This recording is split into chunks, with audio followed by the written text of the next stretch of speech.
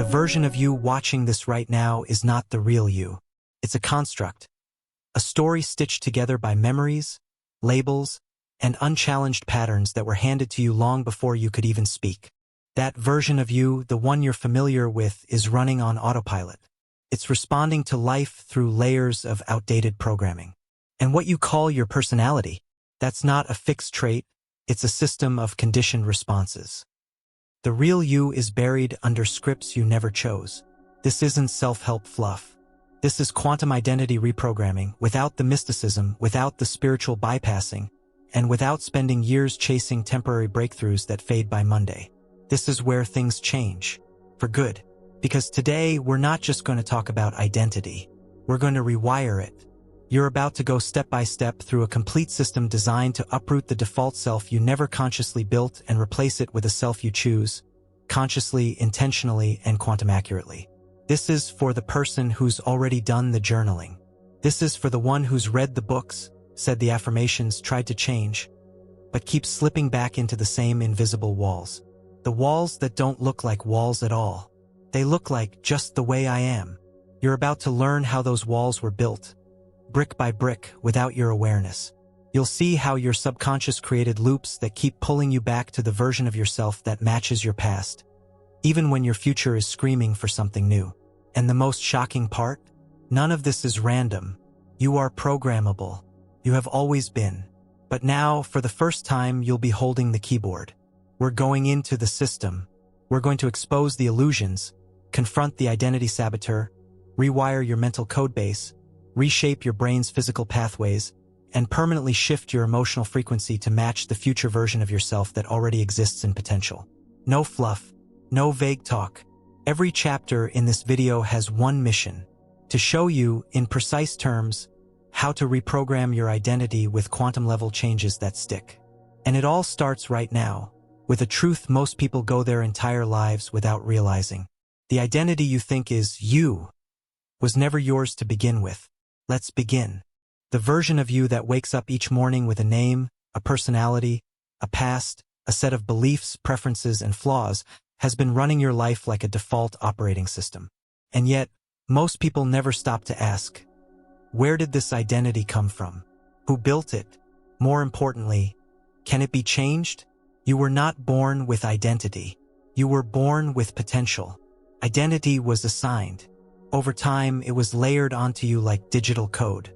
A series of definitions downloaded into your mind through language, repetition, reward, punishment, emotion, expectation.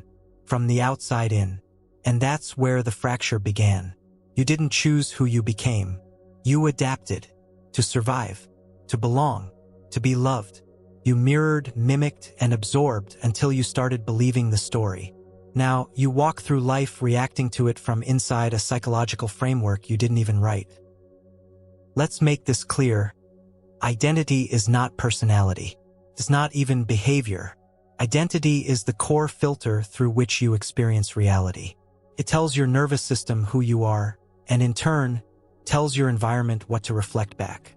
When identity is unconscious, it's a trap, a beautifully disguised one, because it makes everything that's familiar feel true, even if it's painful. This is why you can read all the books, try new habits, visualize better outcomes, yet still wake up feeling like nothing's different. It's not your discipline that's broken. It's your self-definition. Here's how it works. Your brain is a prediction machine. Every day, it's trying to reduce uncertainty by running simulations. To do that, it uses one main input, your identity. Your self-concept becomes the blueprint it references before every decision, every reaction, every interpretation of reality. So when your identity is rooted in limitation, your mind starts filtering opportunities through that limitation. You see a door, but something says, that's not for people like me. You get praised, but something inside whispers, you don't really deserve this. You start something exciting, but somehow you sabotage it halfway through. That voice in your head, that's not your intuition. That's your identity script enforcing its boundaries.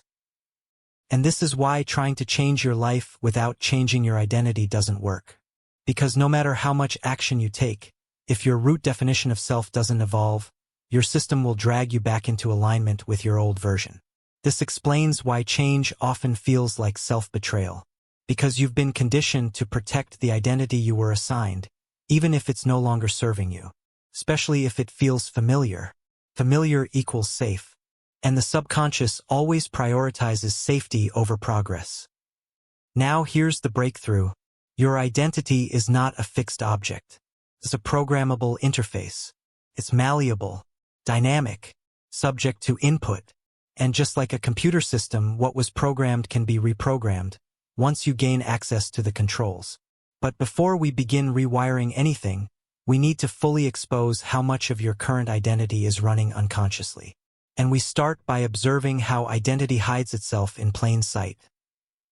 Let's take 3 quick areas where identity disguises itself. 1. Language. The way you speak is a mirror of your current code. Phrases like, "I'm just not that kind of person. I always mess things up. That's just who I am." These are not facts. These are verbal manifestations of embedded self-perception. Each time you say them, you reinforce the loop. 2. Emotion. Certain emotions trigger automatically when your identity is threatened.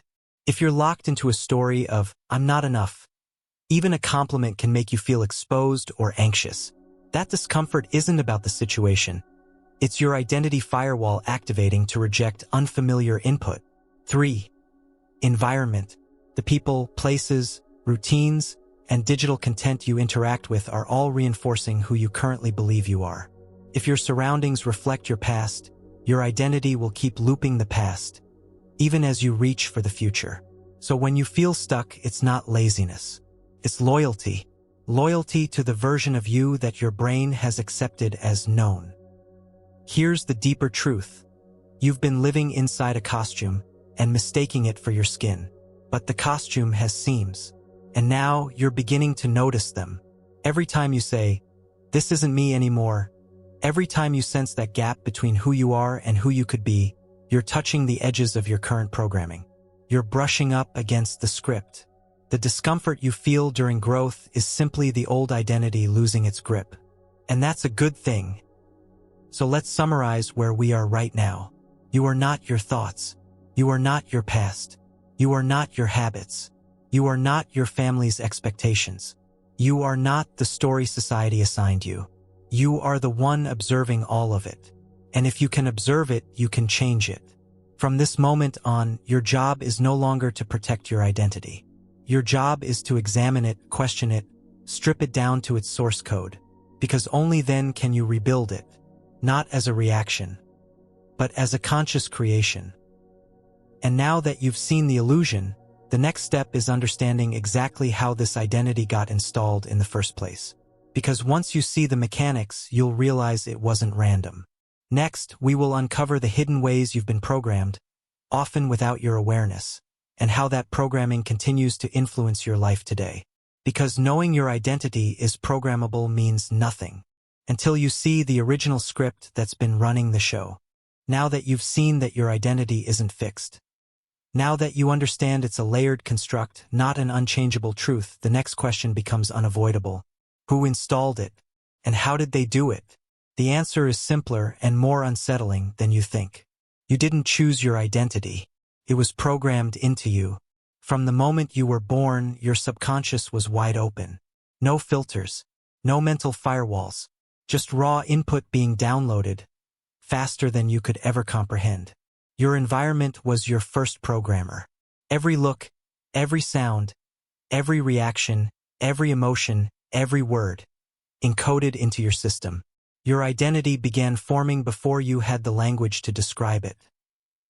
Let's start with early childhood.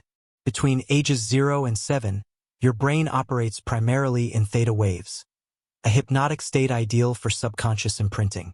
This is not accidental. It's evolutionary. Your brain wasn't deciding what was true. It was absorbing. That's it. You weren't analyzing your surroundings, you were becoming them. So when your parents fought, when someone dismissed you, when love came with conditions, when fear was normalized, your subconscious recorded it as, "This is how the world works." And more dangerously, "This is who I am in it."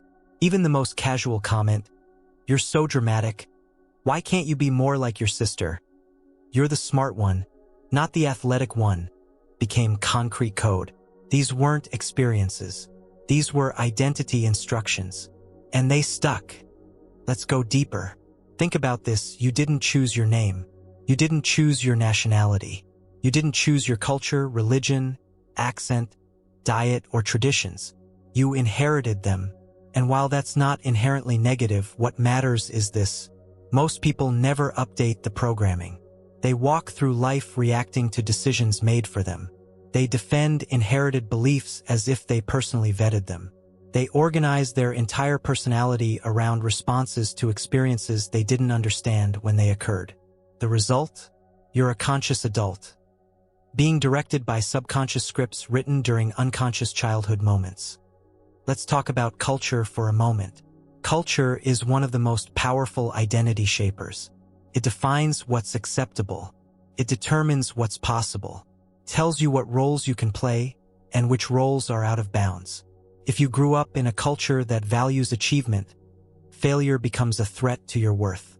If your culture praises obedience, questioning becomes dangerous. If your culture glorifies struggle, ease feels suspicious.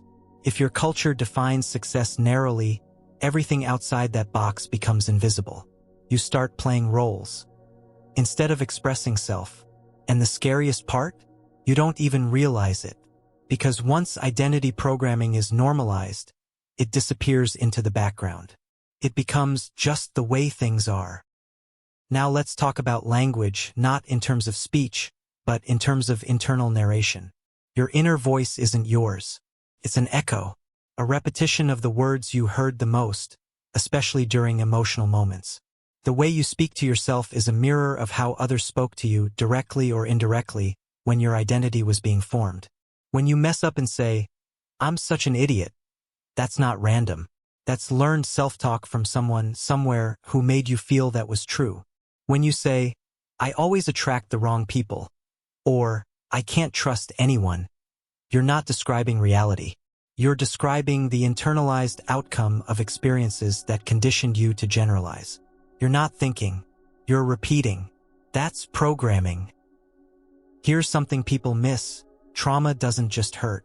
It installs identity commands. If something made you feel powerless, your subconscious recorded, "I am not safe." If you were rejected repeatedly, the imprint became, "I am not worthy." If you were abandoned emotionally, the loop began, "I must earn love by performing." And once those loops begin, the brain doesn't question them, protects them. Because if your identity feels familiar, the brain interprets it as safe, even if it's sabotaging your life. Now consider this. Everything you do, your reactions, habits, confidence, tone of voice, even posture, is being filtered through a belief system installed by repetition and emotion. You're not deciding, you're executing. This is why change feels hard. Not because you're weak, but because your subconscious is fighting to protect the only version of reality it knows. It has no interest in what's better. It wants what's familiar. That's why self-sabotage isn't self-hate. It's self-preservation. At the level of identity. So how does this change?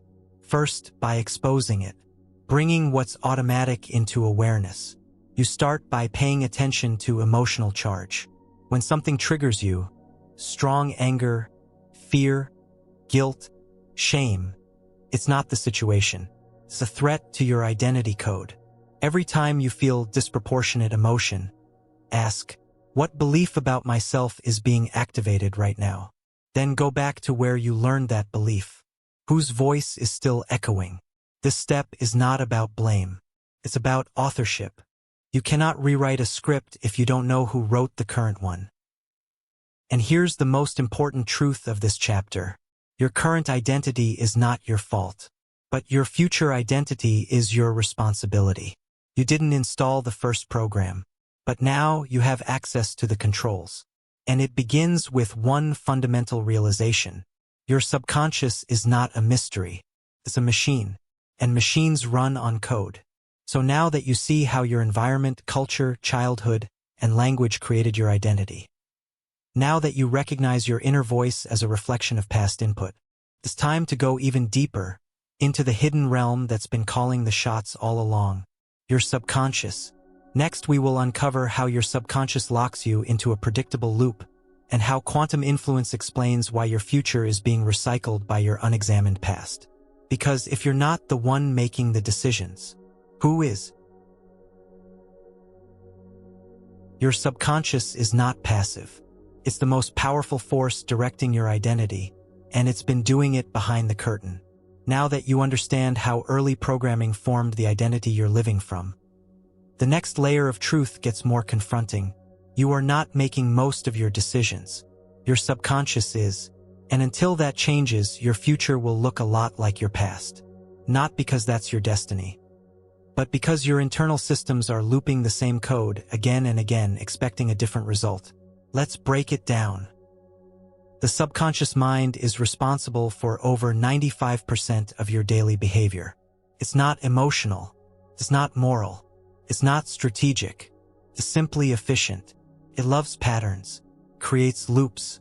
It automates whatever you repeat, regardless of whether it's good for you. So if, for example, you've always believed I'm not interesting, your subconscious will automate social anxiety, avoid eye contact, suppress opinions, and then reinforce the belief with that evidence. Not because it's true, because it was coded that way. The subconscious doesn't care about truth. It cares about consistency. Here's where quantum mechanics enters the picture, not in a mystical way but a functional one. At the quantum level, reality is not fixed. It exists in potential states. Nothing is solid until it is observed, measured, or chosen.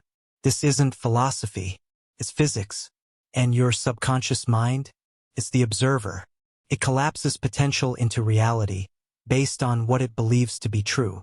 And that belief is informed by your identity.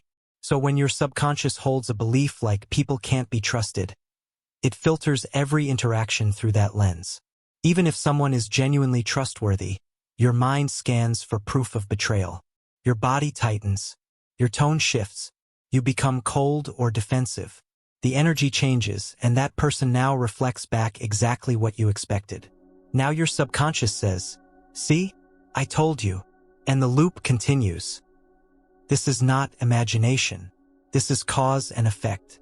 You are projecting internal identity code into a quantum field of infinite possibilities and collapsing outcomes that match your subconscious script. That's not magic. That's programming.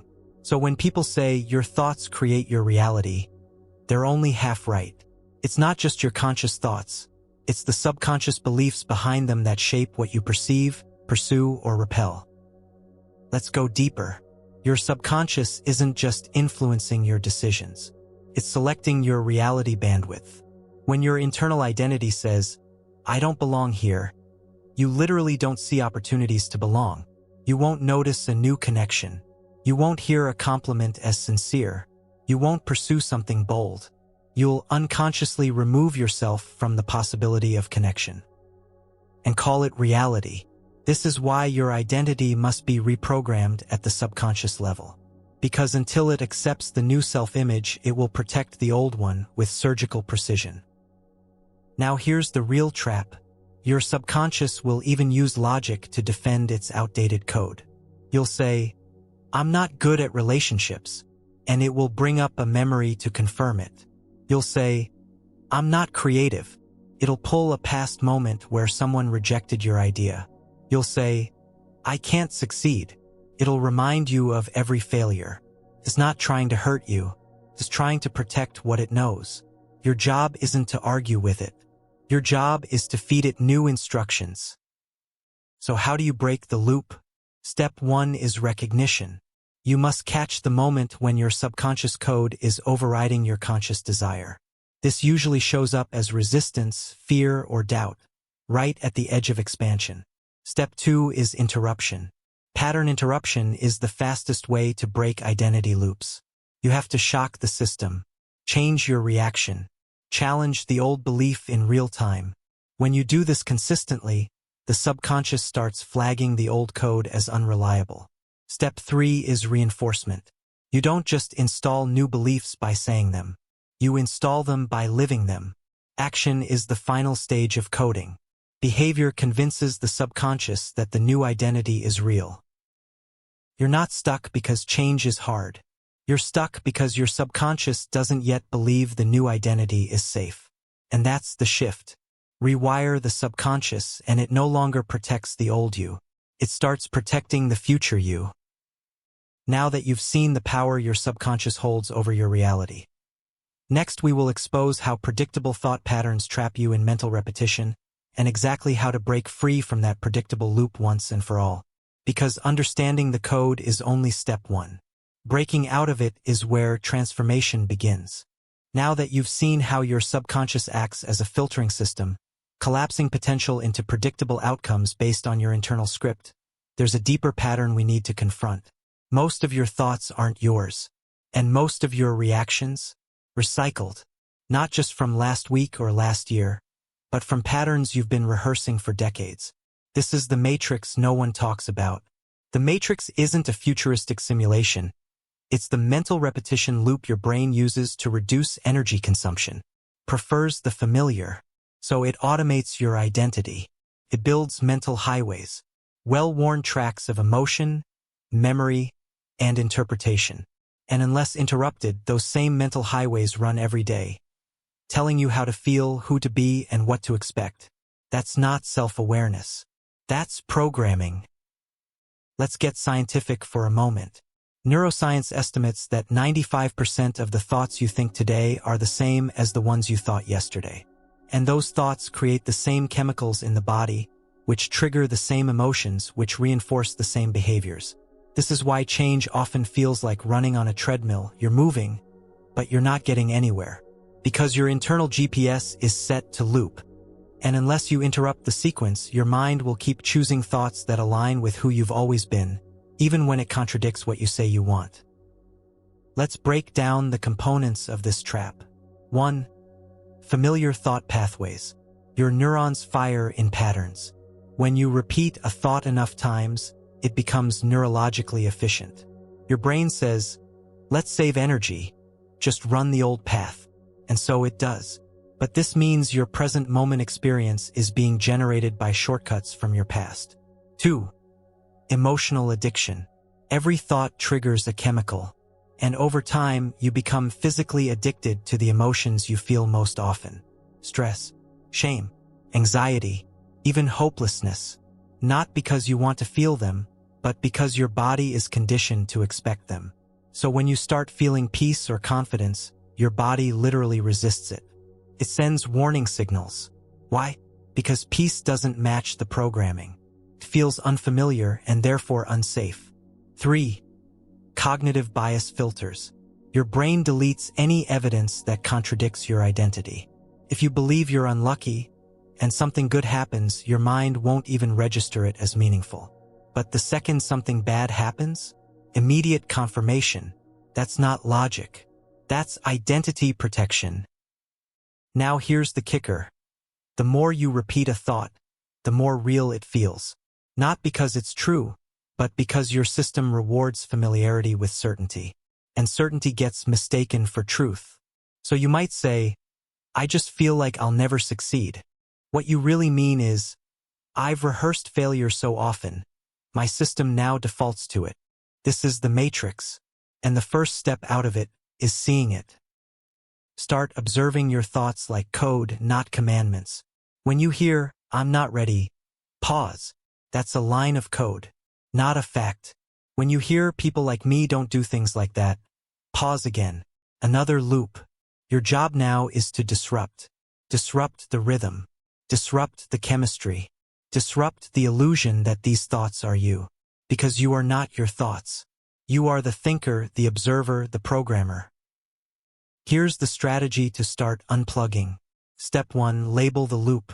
When a repetitive or limiting thought arises, don't argue with it. Just label it. Say internally, loop, old code, predictable script. This alone creates distance between you and the thought. Step 2. Change the channel. Shift attention immediately. Move, speak, do something unexpected. If your mind says, stay quiet, Interrupt it with expression. If your mind says, hide, stand taller. Break the loop through physicality. Step 3, choose a disruptive thought. Not a positive affirmation. That's too weak. Choose something disruptive. Something that shocks the identity. Example, what if this fear is the biggest lie I've ever believed? That's not fluffy. That's a challenge. And your subconscious will take notice. The key is to stop believing the voice in your head is you. It's not. It's a narrator programmed by experience, not truth. And the more you disrupt the pattern, the weaker it becomes. The brain starts pruning and used pathways. Neural real estate gets reassigned. The loop starts breaking. And in that space, you reclaim choice. This isn't just mental. It's chemical. When you stop feeding old emotional states, your body starts recalibrating. It begins detoxing the hormones of stress, fear, and inadequacy. And at first, this will feel uncomfortable. Your system will protest. That's normal. You're not breaking down. You're breaking out. Now that you've seen how repetition creates a false sense of identity, now that you're learning how to spot loops, name them, and interrupt them, it's time to expose the force behind the scenes. The one resetting the loop each time you try to change. You've felt it before. It's subtle. It whispers reasons to stay small. It cloaks itself in logic and caution. But its real goal is to preserve the old you. Next, we will confront the voice behind the loop, the internal saboteur pretending to keep you safe. You'll learn exactly how it operates and how to disarm it without going to war with yourself. Because the enemy isn't outside. It's the old identity still wearing your face.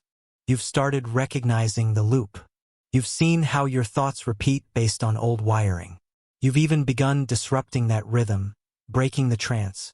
But now a different resistance appears. It's more cunning, more personal. This isn't just a loop. This is the voice inside the loop. The one that sounds exactly like you, but isn't. Meet the identity saboteur, a part of your subconscious whose only mission is to protect the current version of you. Even if that version is miserable, this part doesn't hate you. It's not evil. It's loyal to your survival. And it thinks change is a threat. Let's make something clear. The saboteur is not a single entity. It's a system of mental defenses, internal voices, and emotional triggers that activate when your behavior threatens to outgrow your past identity. This shows up in subtle ways. You say you want to speak up, but your mouth dries up.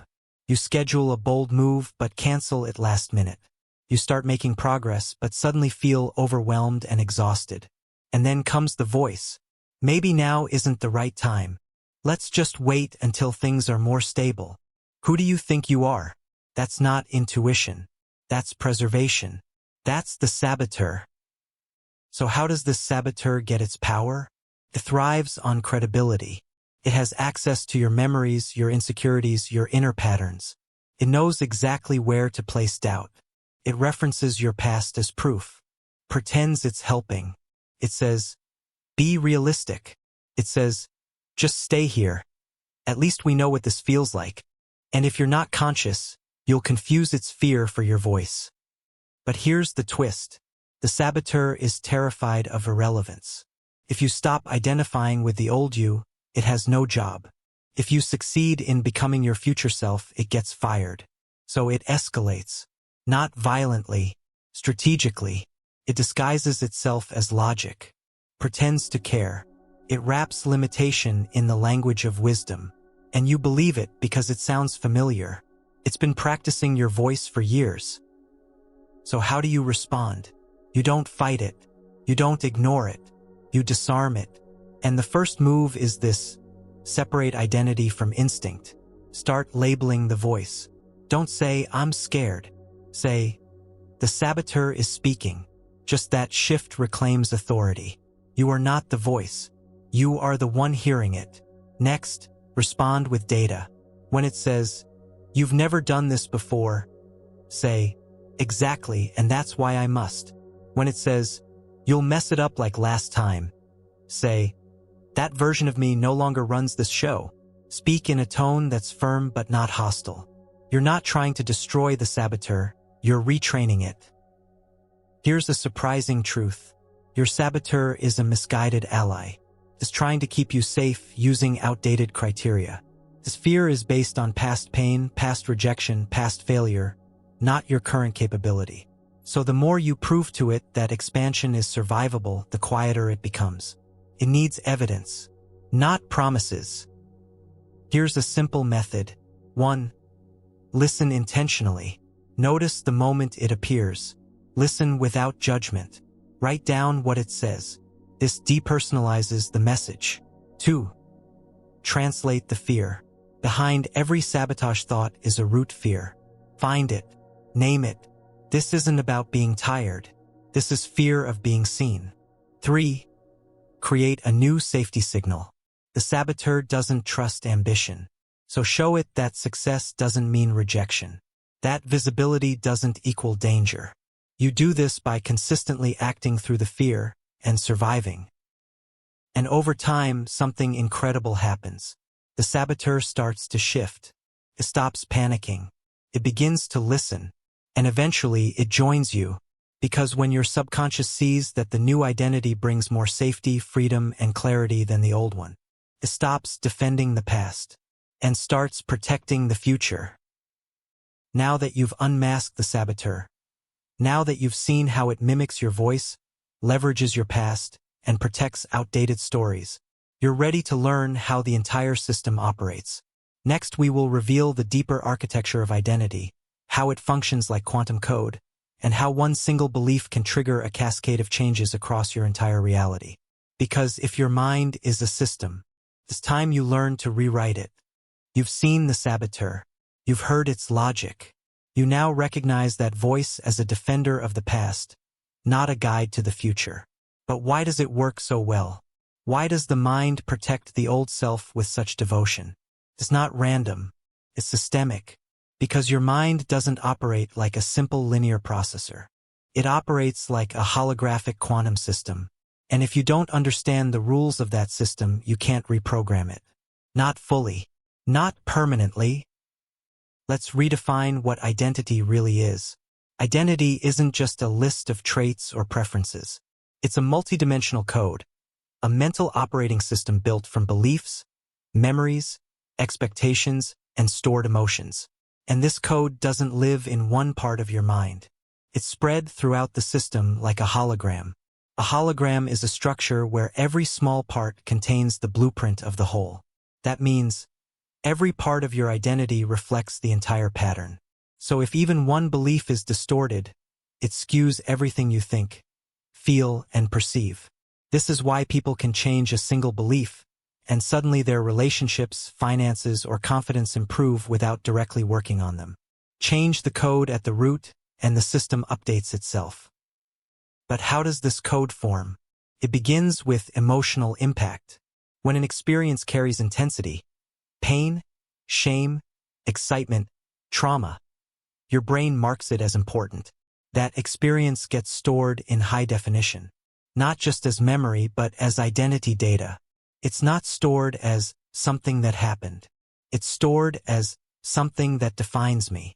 From there, the subconscious creates logical extensions. This happened because I'm not lovable. That happened because I'm not capable. This must mean people can't be trusted. And the system accepts it. From one experience, your mind generates a belief node, a cluster of meaning that becomes a reference point for future behavior. But here's the twist. These belief nodes are non-local. They're not just stored in a single memory bank. They imprint across your neurology, influencing your emotional baseline, attention bias, and even your physiological responses. You touch one part of the belief, and the whole identity shifts. Think of it like this. You don't have an identity. You're running one. And that identity is made of compacted, distributed code. Some of it you remember, most of it you don't. And yet, it runs every decision you make. This is why personal growth often hits invisible walls. You're trying to change behaviors without changing the underlying code that makes those behaviors feel necessary. You try to speak confidently, but your code says, be small or you'll be punished. You try to earn more, but your code says, success makes you unsafe. You try to be consistent, but your code says, consistency makes you vulnerable, so you override. For a while. But the old code pulls you back. Not because you're broken, but because the system is coherent. And systems will always default to coherence, even if that coherence is destructive. Now, here's where quantum principles come in. In quantum systems, particles are connected through entanglement, meaning that a change in one instantly affects the other, even across space. Your mind operates similarly. Change one part of the identity code, and the shift ripples across the whole structure. But the opposite is also true. Leave one corrupted belief intact, and it will infect everything it touches.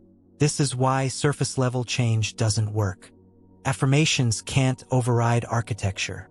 You don't need motivational slogans. You need a system rewrite. So how do you begin that rewrite? You locate the faulty nodes. These are not random thoughts. They're deeply embedded assumptions like, if I speak my truth, I'll be abandoned. If I stand out, I'll be attacked. If I ask for what I want, I'll be rejected.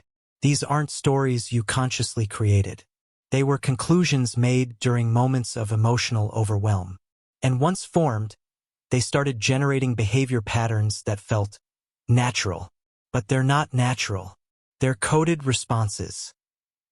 The goal now is to isolate those codes and rewrite them at the identity level. That means not just thinking differently, but feeling, acting, and perceiving from a new internal script. To do that, you must challenge the core assumptions about who you are and how the world responds to you. Ask yourself, what have I been unconsciously assuming is true about me? Where did that assumption come from? What's the new rule I choose to live by now? Then don't just write it. Run it. Speak it. Move from it. Make decisions that contradict the old code. That's how the operating system gets the signal. There's been an upgrade. And here's the most exciting part. The system wants to adapt. Your brain is designed for reprogramming. Your neurons are plastic. Your beliefs are flexible. Your identity is liquid. All you need is consistent contradiction. Show your system through new action, new language, new perception that the old belief no longer applies, and it will begin rewriting itself. Now that you understand how identity functions as a holographic operating system, now that you see how changing even one belief node sends ripples across the entire field, it's time to expose the biggest data source that feeds those beliefs: memory. Next, we will explore how your past, far from being factual, is actually a distorted replay of perception, and how releasing its grip frees your present from illusion. Because memory doesn't just recall who you were, it repeats who you think you still are. Now that you've seen how your mind runs a holographic operating system, now that you understand how one embedded belief can alter your entire self-perception, it's time to examine the most deceptive input in the entire identity system: memory. You've been told memory is a record of the past. It's not. It's a reconstruction, projection, a filtered replay based on emotion and identity, not fact. Your memories aren't preserved like files in a cabinet. They're reconstructed every time you recall them. And each time they're recalled, they're modified, slightly altered, according to your current beliefs, state, and focus. This means you are not remembering the past. You are re-experiencing a biased version of it, and then calling it truth. Here's the catch. Your brain doesn't care about accuracy. It cares about coherence. So when you believe something like, I always mess things up, your mind scans your past, not for all memories, but for memories that prove that belief. And it delivers. It highlights that one mistake, that one failure, that one time you got embarrassed. And it dims or deletes the wins, the breakthroughs, the moments of power. You don't see your life as it was. You see it through the lens of who you think you are now. This is called memory distortion, and it reinforces identity like nothing else. You say, I've always been this way, but that's not a fact. That's a filtered reconstruction of your past, based on your current mental script. You're not seeing your timeline. You're seeing your story, and stories can be rewritten. Let's go deeper. Your emotional brain, the limbic system, tags certain memories with chemical markers. These markers increase recall intensity. especially for painful or threatening experiences. So while joy fades into the background, fear becomes vivid. Your brain's priority is survival, not fulfillment. That's why a single negative memory can override a dozen positive ones. It's not because you're negative. It's because your brain is optimized to keep you safe, not accurate. But here's the twist. The past you're remembering may never have happened the way you remember it. It felt true at the time, but feeling is not evidence. And if the emotion was strong enough, your mind hard-coded it, even if the meaning you assigned to it was false. That one rejection becomes, I'm unlovable. That one failure becomes, I'm not capable. That one betrayal becomes, I can't trust anyone. And now, decades later, you're not responding to life. You're responding to a distorted highlight reel. So how do you free yourself? First, stop arguing with memory. You don't need to prove it wrong. You need to understand how it works. You must treat memory not as reality, but as evidence of perception. And perception can change. Ask yourself, what interpretation did I attach to that memory? What else could it have meant? If that moment didn't define me, what would I be free to believe today? Next, override the memory loop with new reference points. Your identity is shaped by remembered experience. So create experiences worth remembering now. Moments of courage, micro wins, new responses. Then anchor those in emotion so they imprint at the same level. Because your brain prioritizes emotionally charged memories. So charge the new ones. You don't need to delete the past. You need to update the meaning. That's how transformation works. Not by erasing pain, but by rewriting identity around it. You're not the sum of what happened. You're the author of what it meant. Now that you've pulled back the curtain on memory, now that you understand how it shapes and distorts the present, it's time to begin rewriting your story at the narrative level. Next, we will shift into identity disruption, breaking the storyline you've been unconsciously repeating and replacing it with new mental architecture. Because you're not a character. You're the one writing the script. Now that you understand memory as a distorted replay system, now that you've seen how meaning, not the moment, defines identity, it's time to take direct control of the most powerful mechanism shaping your sense of self, your self-narrative. This isn't just what you say about yourself. It's the unspoken script that explains who you are, why life happens the way it does, and what you're allowed to expect. The story behind the story. Most people don't realize they're running one, but they feel the effects of it every day. The script tells them where they're allowed to go, what they're supposed to struggle with, and who they'll always be. It's invisible, but it's running your life. And until you disrupt it, you will always default back to the identity that story protects. Let's make this simple. Your brain doesn't just track what happens. It builds narratives to explain it. And those narratives become identity. Example, you weren't picked for a team. That's what happened. But your brain said, I'm not good enough. That's the story. Years later, someone offers you an opportunity. You hesitate. Why? Because the story still lives in your nervous system, not as memory, as definition. Here's the core truth. Narrative is how the brain simplifies identity. And the brain wants simplicity. It wants clarity. It wants labels. So when life feels unpredictable, your subconscious clings to a consistent identity, even if it hurts. That's why you'll say things like, I'm just not that person. I always screw this up. That kind of success isn't for me. This is just who I've always been. You're not describing facts. You're describing a script. A script that's been running so long, it feels like personality. But it's not personality. It's conditioning. Let's call this what it is. Narrative addiction. You've rehearsed the same inner story so many times, your brain rewards you for repeating it. It releases chemicals that match the emotional tone of the script. So the story feels real. But feeling isn't proof. It's feedback. And when the feedback loop reinforces a disempowering story, your identity stays trapped inside a fiction. This is why affirmations and vision boards don't work long-term. You can't layer positive statements on top of a story your nervous system has already accepted as truth. The narrative must be interrupted. So how do you disrupt it? Start by identifying the theme. Every self-narrative has one. It's the core emotional story that repeats underneath the surface. For example, I have to prove myself to be loved. I'm always the outsider. People always leave. I get close, but never break through. These aren't just phrases. They're identity loops. And once you name them, you take the first step in breaking them. Because you can't rewrite a story you're still pretending isn't being told. The next move is to challenge the structure of the story. Ask questions that destabilize it. Who gave me this script? What am I getting by keeping it? What part of me is afraid to let it go? Be brutally honest. Some stories give you something. They justify staying small. They protect you from risk. They help you avoid vulnerability. But what they also do is steal your future. The longer you serve the old narrative, the further you drift from the identity you were meant to choose. Now comes the shift. Crafting a new narrative, not just intellectually but somatically. Your nervous system has to believe the new story is possible before it can accept it as real. That doesn't mean pretending. It means building reference points.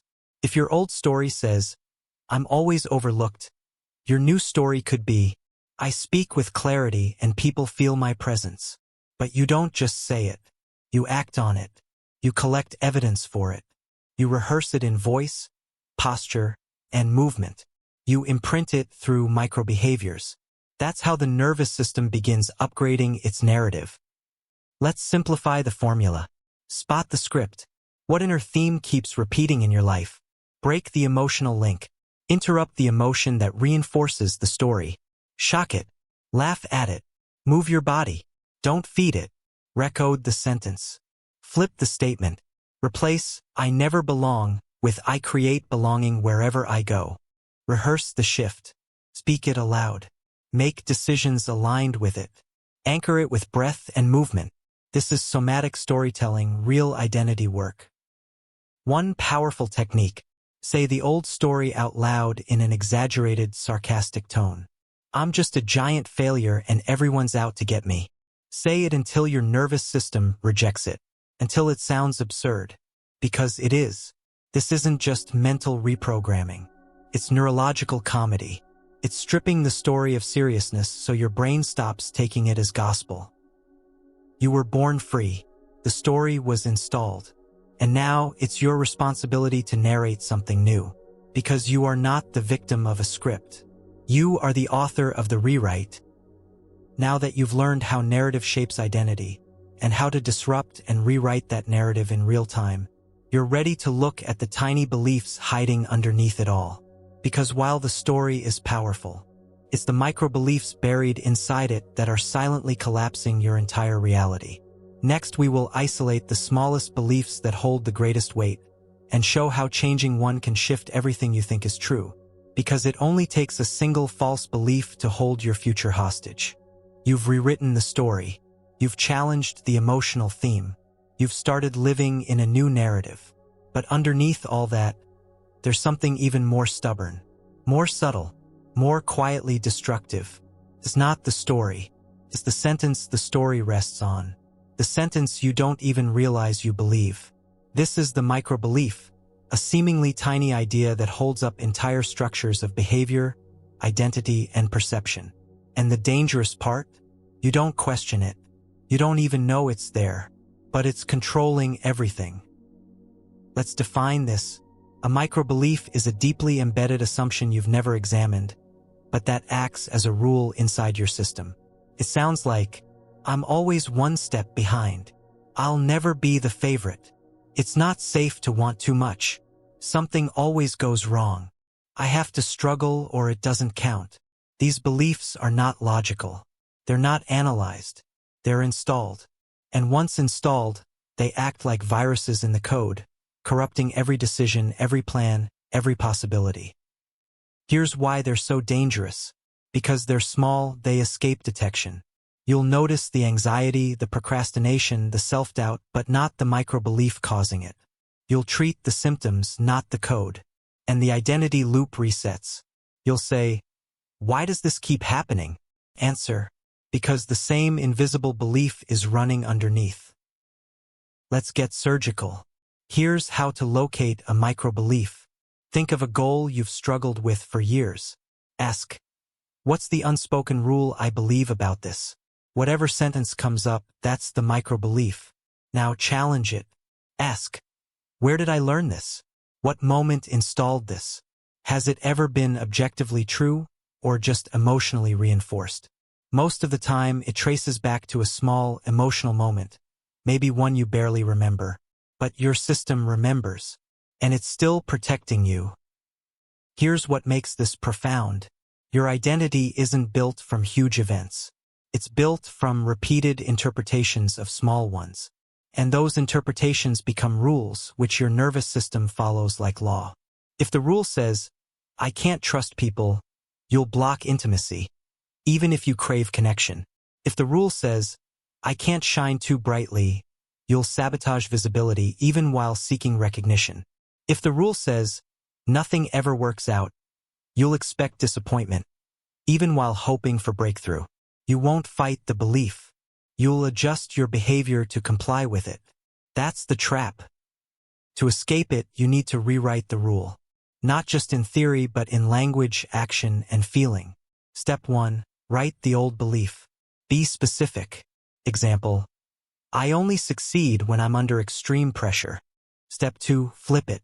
Choose a contradictory belief. Example, I create success through clarity and ease. Step 3. Prove it. Take small actions that match the new belief. Don't just say it. Live it. When your nervous system sees success without pressure, the belief breaks. That's not mindset work. That's reprogramming. Here's the warning. The old belief will try to reassert itself, because it's backed by years of emotional repetition. But the only way to disarm it is through contradictory experience. You must teach your system that the new rule is safe. That success without pain doesn't equal danger. That ease doesn't lead to rejection.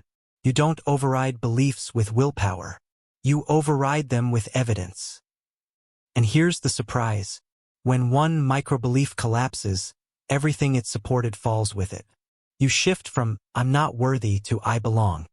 And suddenly relationships change, posture changes, inner dialogue softens. Because the system updated. An identity always follows the code.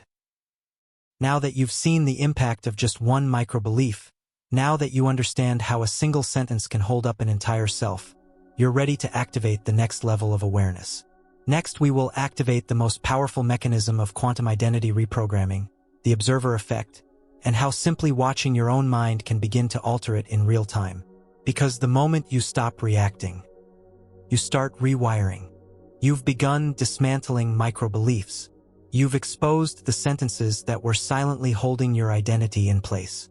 You've started rewriting the rules of your internal system. But now, you're about to unlock something radically more powerful. Something that doesn't require action, affirmation, or even behavior to start working. It's called the observer effect. And it might be the most direct access point to identity reprogramming that exists. This principle comes from quantum physics, and it applies directly to how your mind shapes your life. At the quantum level, particles exist in a state of possibility.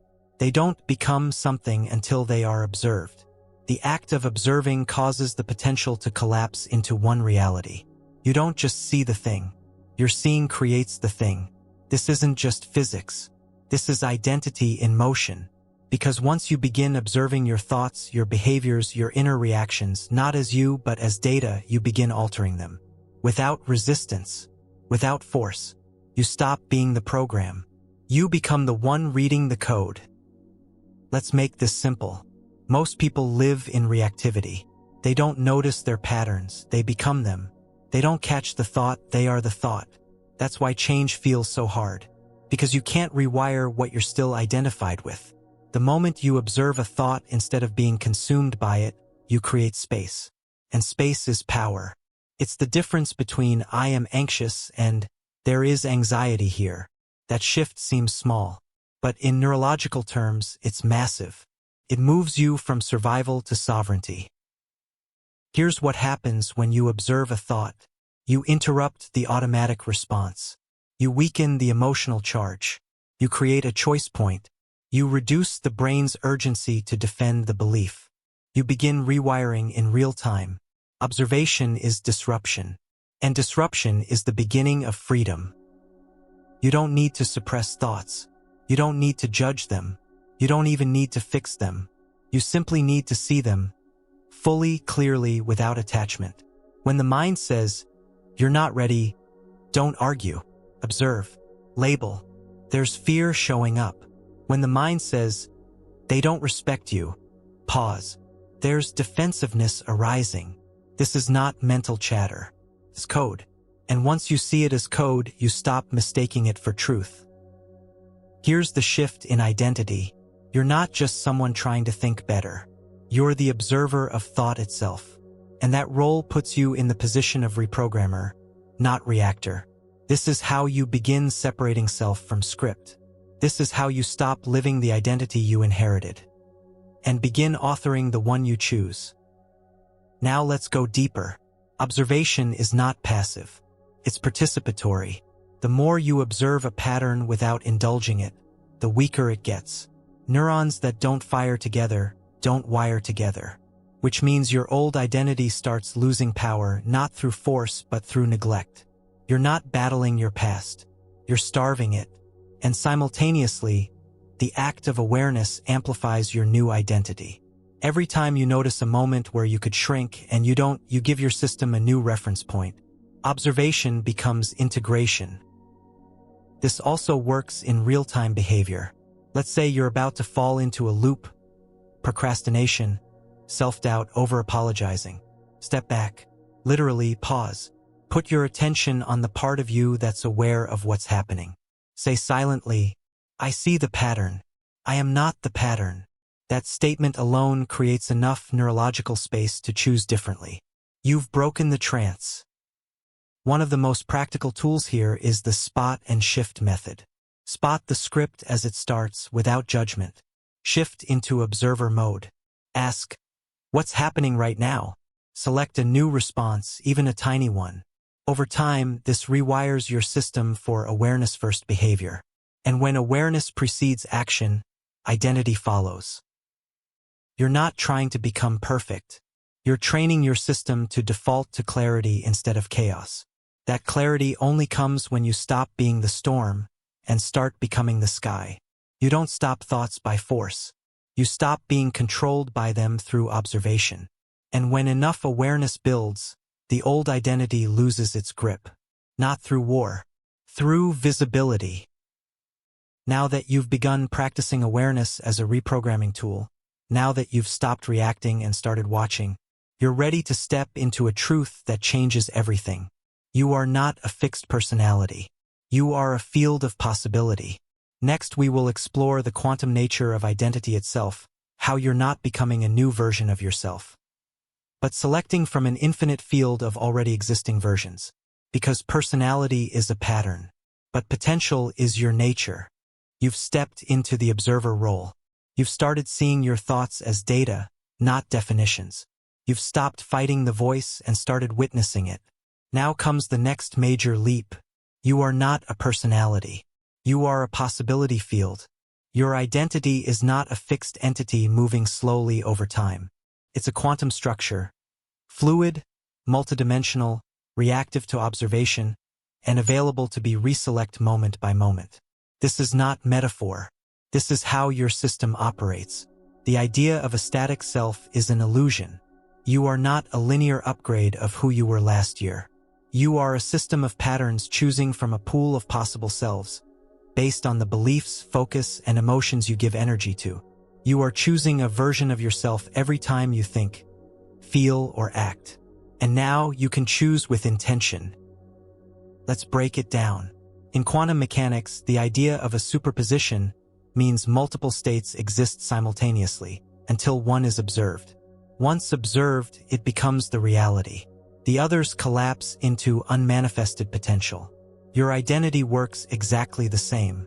Every possible version of you already exists at the potential level.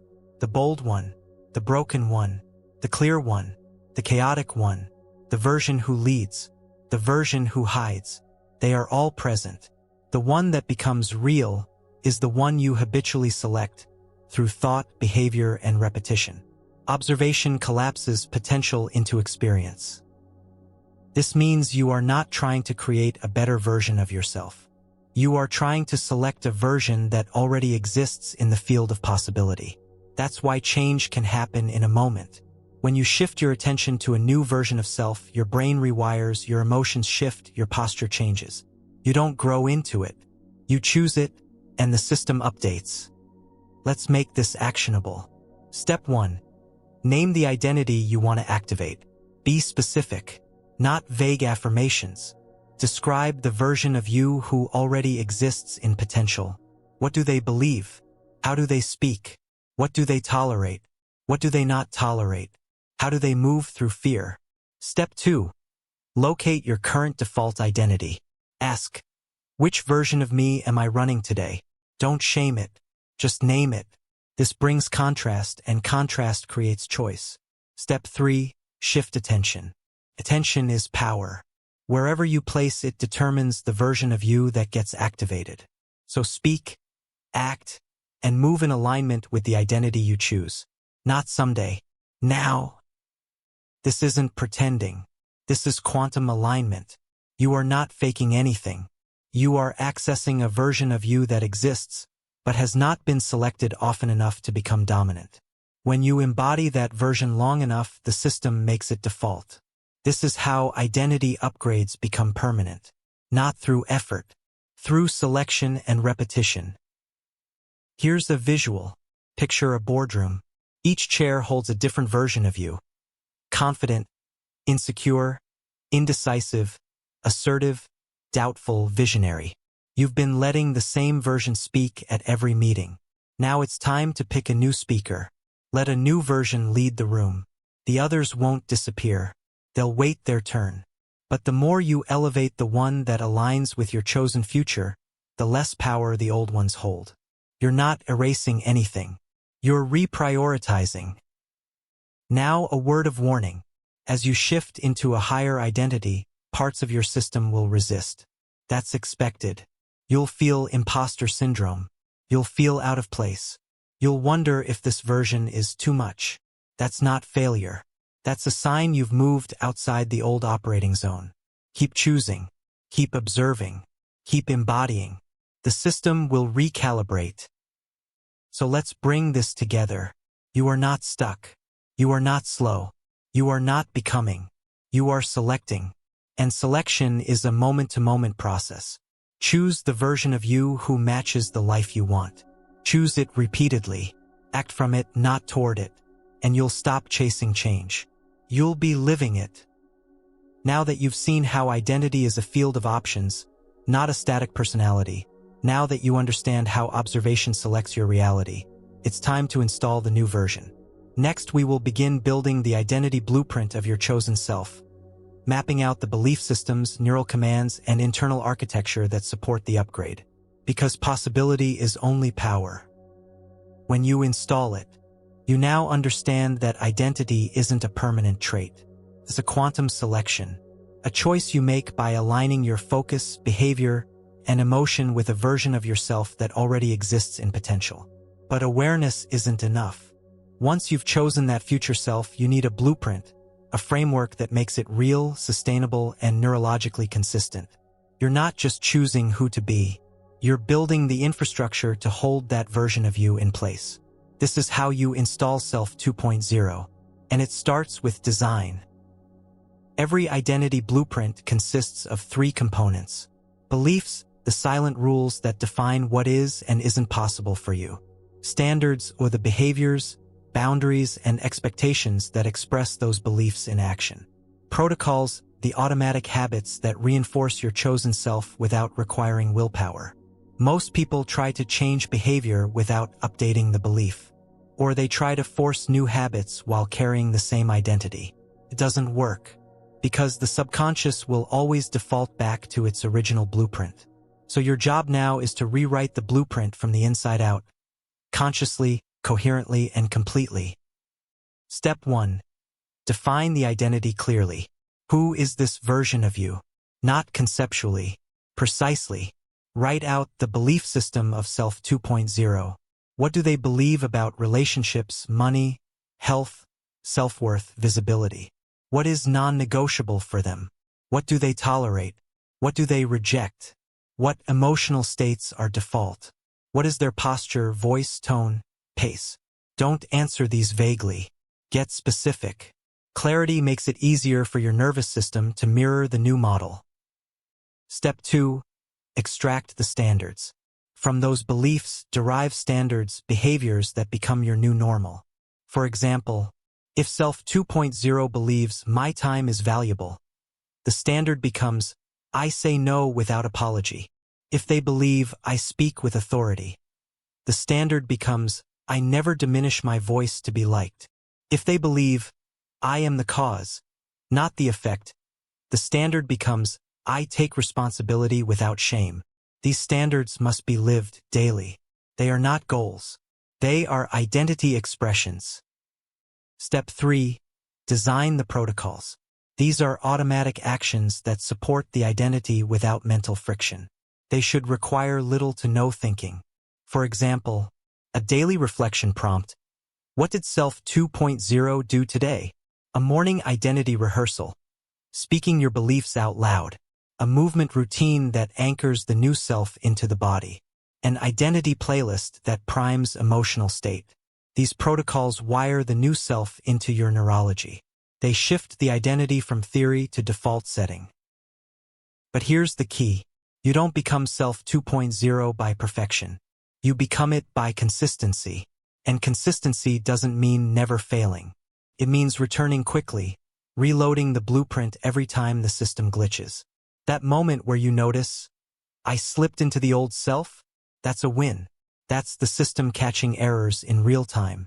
The more often you reboot, the faster the old patterns lose dominance. Here's a powerful framing tool. Every day, ask yourself this question.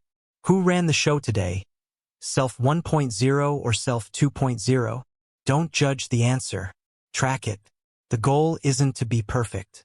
The goal is to shift the ratio. From 90/10ths to 70/30ths. From 50/50 to 80/20ths. That's how reprogramming becomes permanent. You also need identity anchors, external cues that support your new internal reality.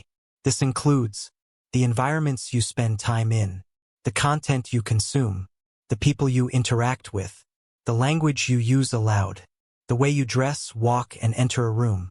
All of these are either reinforcing Self 2.0 or triggering regression into Self 1.0. Audit them, update them, use them intentionally. Now, a word of warning. Your old self will protest. Not loudly, subtly. It will say things like, "This is a lot to keep up. You're being fake. Relax. You've already changed enough." That's not wisdom. That's the nervous system seeking familiarity. Don't obey it. Observe it. Then choose Self 2.0 again. Because here's the truth. Self 2.0 isn't something you fake. It's something you install systematically. And once installed, it stops being an effort. It becomes an environment, an internal home that matches the future you used to dream about. Now that you've built the blueprint, now that you've defined beliefs, raised standards, and installed protocols, it's time to reshape the actual brain structure supporting all of it. Next, we will shift into the neurological layer, showing how the brain physically rewires itself to match the new identity through a process called neuroplasticity. Because software is only half the system. Now we upgrade the hardware. You've written the blueprint. You've structured beliefs, standards, and protocols to support Self 2.0. Now it's time to move from mental to physical. Because identity isn't just psychological, it's biological. Your brain changes based on how you use it. And through a phenomenon called neuroplasticity, your thoughts, emotions, and behaviors can literally reshape your neural pathways to reflect your chosen self. This isn't visualization. This is structural remodeling. You're not just thinking differently. You're building new hardware. Let's define it clearly. Neuroplasticity is your brain's ability to form, strengthen, weaken, or eliminate connections between neurons based on experience. What you focus on grows. What you ignore fades. What you repeat gets wired. What you stop responding to dissolves. This is not theoretical. It's observable. And you can use it to embed Self 2.0 into your biology. Every belief you hold is a neural pattern. Every reaction you default to is a well-used neural loop. If you've lived for years as someone who doubts themselves, that's not just a mindset. It's a reinforced brain pathway. It fires automatically until something interrupts it. And that something is repetition with intention. Here's how this works. When you think a new thought, you form a weak neural connection. Do it again and the connection strengthens. Pair it with emotion, and it wires faster. Act on it, and the brain says, "This is real." Over time, it becomes the dominant pathway. This is how Self 2.0 transitions from idea to identity. Not by inspiration, by installation. Step 1. Interrupt the old pathway. You must create friction at the moment the old self activates. Example, you feel the urge to stay silent in a meeting. Interrupt. Speak briefly. You feel the instinct to say, "I'm sorry," for no reason. Pause. Breathe. Say nothing. That disruption weakens the old loop. Do it often enough and the brain prunes it, and used circuits get dismantled. This is called synaptic pruning, and it's how you dismantle your old identity. Step 2. Fire the new pathway. You don't just weaken old patterns. You build new ones. You rehearse the new self in thought, movement, and behavior. And every time you act as Self 2.0, you fire a new circuit. You're teaching your brain, this is the new normal. Pair it with emotion. Speak the belief aloud. Celebrate even small wins. That emotion accelerates encoding. Step 3. Reinforce with ritual. Consistency is everything. Design small, repeatable actions that reinforce the identity daily. Saying your identity command aloud first thing in the morning. Journaling wins from Self 2.0's perspective. Moving your body in alignment with your chosen self. Power posture, deliberate walk, open stance. Doing one courage rep per day, an action your old self would have avoided. These small inputs compound, and the brain responds. What fires together, wires together. Step 4. Track with awareness. Don't aim for perfection. Track for alignment. Each time you feel triggered or tempted to fall back into Self 1.0, observe. Ask, what pattern is trying to fire right now? Then choose differently. That choice is neuroplastic gold. Now a quick science-backed truth. Neurons that fire repeatedly form myelin. Myelin is the insulating sheath that makes neural signals faster and stronger. That means, the more you act as Self 2.0, the faster and more automatic it becomes. You're not faking it. You're wiring it in. And one day the switch flips. You're not trying to be the new version. You are it. The rewiring is complete when your emotional default shifts. Your language reflects new assumptions. Your decisions match your vision. Your environment no longer feels out of place. That's when the old neural pathways fade. Not because you force change, but because you starved the old self and fed the new one. Now that your brain is adapting, now that you're firing new patterns and pruning the old ones, it's time to lock in the emotional frequency that encodes these shifts deep into your body. Next, we will reveal how emotion functions as a quantum keyboard and how to use it deliberately to program identity at the nervous system level. Because thought may start the change, but emotion locks it in. By now, your brain has begun to shift. You've created new neural patterns. You've interrupted the loops that once defined you. You've started firing different signals to support your chosen identity. But if you want those patterns to stick, if you want your nervous system to accept this new version of you as real, there's one final layer you must command. Emotion. Your emotions are not reactions. They're instructions. They tell your body what to encode, what to remember, and what to become. Emotion is the keyboard of your subconscious. And you've been typing messages into your system every day, whether you meant to or not. Now it's time to write with intent. Let's be clear about what emotion really is. Emotion is energy in motion. a bioelectrical signal that travels through the nervous system, shaping how you process thought, perception, and behavior. When you feel something strongly, your body listens. It logs that moment into long-term memory. It builds neural priority around it. And it reinforces identity to match it. You might not remember the details of a situation, but you'll remember exactly how it made you feel. Why? Because the body keeps what the emotion encodes. This is why positive thinking without emotional charge doesn't change anything. You can say, "I am confident 100 times," but if your body still feels fear, unworthiness, or anxiety, the identity doesn't shift. Your subconscious isn't listening to your words. It's listening to your frequency. So when the emotion doesn't match the affirmation, the system rejects the input. But when the emotion is aligned, when you feel power, joy, certainty, presence, the subconscious says, "This is real. Install it." Let's break this down. Each emotional state you repeat becomes an identity tag. Repeated fear becomes, "I am unsafe." Repeated shame becomes, "I am wrong." Repeated guilt becomes, "I owe something to everyone." Repeated peace becomes, "I belong." Repeated confidence becomes, "I lead." You're not just feeling those emotions. You're becoming them. That's not metaphor. It's how identity encoding works. Here's where it gets practical. If you want to rewire identity, you must intentionally pair new thoughts and behaviors with corresponding emotional states. That pairing is what makes the brain say, "This is not a theory. This is truth." Example, you speak boldly in a meeting. That's good. Now amplify the emotional state immediately after. Feel pride. Feel certainty. Anchor it by breathing deep, smiling, standing tall. That emotion will tell the system, "Keep this. We like this."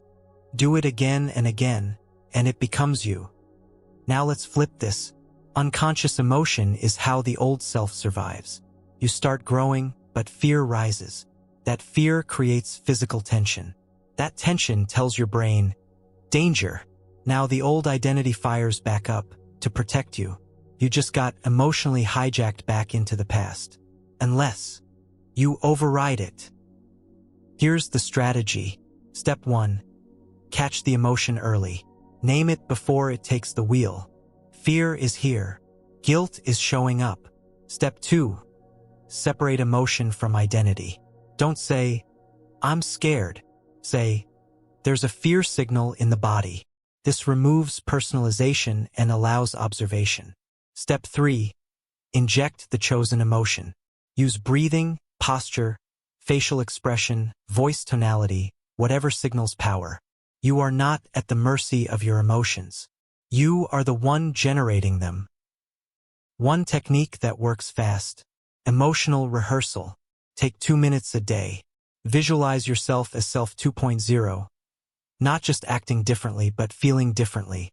See yourself confident, at ease, powerful, centered. Then let the emotion rise before the action. Train your body to feel now what the old you was waiting for externally.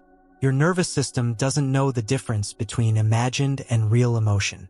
It encodes both. Another method, state stacking. Before a decision, habit, or identity test, stack 3 powerful emotions intentionally.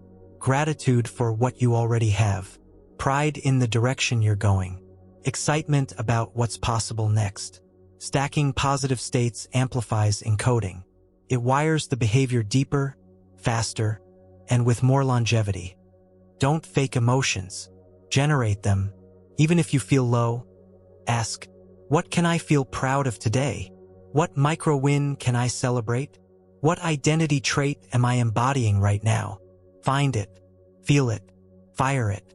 Do it daily, and you're no longer reacting to emotional residue. You're programming emotional direction. Here's what happens over time. You stop waiting to feel confident, you create it. You stop being hijacked by fear, you name and neutralize it. You stop depending on results to feel worthy, you feel worthy, and the results follow. This is emotional leadership. And leaders create reality through frequency, not force. Now that you've taken control of your emotional keyboard, Now that you know how to pair behavior with internal charge to install identity, we move into the biochemical side of transformation. Next, we will explore how to activate your brain's natural pharmacy, triggering dopamine, oxytocin, serotonin, and more on purpose. Because your emotions feel real when your body matches the signal. And you're about to learn how to control that signal like never before. Your identity isn't just shaped by thought. It isn't just shaped by memory. It isn't just shaped by emotion. It's shaped by chemistry. Your body has its own internal pharmacy, capable of releasing powerful neurochemicals that influence how you think, act, and interpret the world. And until now, that pharmacy has been automated by your past. Your environment triggers cortisol. Your patterns flood you with stress. Your habits drip dopamine inconsistently, so you chase validation instead of building purpose. But now you're taking the controls. You're going to learn how to manipulate your internal chemical state on demand. No pills, no gimmicks, no hacks, just precision self-control. Because biochemical identity is real. And it's programmable. Let's start with the basics. Your primary neurochemicals influencing identity include dopamine, motivation, drive, forward momentum; serotonin, confidence, mood stability, self-worth; oxytocin, connection, bonding, emotional trust; endorphins, pain relief, lightness, joy; cortisol, stress, fear, alert mode; adrenaline, urgency, intensity, survival. Each time one of these floods your system, it colors your perception. You see the world through its lens. You act from its filter. That's not mood. That's identity chemistry. Most people's chemicals are on autopilot, triggered by random events, addicted to social media spikes, unregulated, unstable, and unconsciously tied to the old self. But here's the truth. You can trigger every one of these states intentionally, through action, environment, and mindset. And once you do, your body begins associating your chosen identity with emotional proof. That's what makes it real. Let's break them down one by one. Dopamine, the molecule of progress. It's not about reward, it's about anticipation of reward. You release dopamine not when you succeed, but when you believe success is coming. To trigger it, set micro goals and check them off. Visualize progress, not perfection. Celebrate forward motion, not outcome. Speak your wins aloud. Use future-focused language. I'm moving toward. Each of these actions wires the brain to associate action with reward, and dopamine flows. With enough repetition, progress becomes identity. Serotonin. This creates a sense of worth, confidence, and inner safety. To release it, practice power postures. Open chest, shoulders back. Express gratitude publicly. Reflect on past accomplishments. Lead or mentor others. Expose yourself to sunlight. When serotonin increases, you feel like someone. You're not trying to earn value, you feel it internally. And that feeling rewrites your self-worth baseline. Oxytocin. This bonds you with others and with your chosen self. Yes, you can chemically bond to your future identity. To stimulate it, speak words of affirmation to people you care about. Engage in direct eye contact. Visualize connection with your ideal self. Practice emotional vulnerability even in writing. Oxytocin builds emotional memory. You start feeling at home in your upgraded identity. And the old self feels less familiar. Endorphins. These produce lightness, relief, and positive movement. To trigger them, laugh, even forcefully, the brain doesn't care. Move your body intensely for short bursts. Listen to music that evokes triumph. Use rhythmic breathing. Endorphins shift you from effort into flow. They create emotional safety. And when your identity feels safe, it solidifies faster. Cortisol and adrenaline. These are not bad. They're useful in short bursts but dangerous when chronic. The key is conscious control. To regulate them, interrupt overthinking with action. Step into cold or uncomfortable stimulus briefly. Breathe deeply from the diaphragm. Get out of passive input mode, move, speak, engage. Managing these hormones gives you clarity. And clarity is the foundation of confident identity. So here's the big shift. Stop waiting to feel like your future self. Start triggering the chemistry that version of you already lives in. Because when your brain and body feel a new identity, they stop resisting it. You're not just believing, you're becoming. Use your inner pharmacy with intent. Wake up and trigger dopamine with morning wins. Increase serotonin before social events. Generate oxytocin before difficult conversations. Use endorphins before creative flow sessions. Stack your chemistry to match your chosen self. And the system adapts. Now that you've activated your internal chemistry, now that you're producing identity-supporting signals on demand, it's time to align your entire frequency with the version of you that already lives at the next level. Next, we will tune into your future identity like a radio signal, learning how to match its energetic pattern and step into its broadcast. Because biology supports belief, but frequency drives embodiment. You've rewritten the code. You've rewired the brain. You've triggered the chemicals that support your new identity. But now it's time to access the signal that changes everything. Because identity isn't just belief. It's vibration. The most powerful version of you isn't something you build. It's a frequency you tune into. Your identity is a signal your body emits and receives through energy, attention, and presence. It's not just what you think. It's how you feel when you think it. When that frequency becomes stable, the world around you shifts to match it.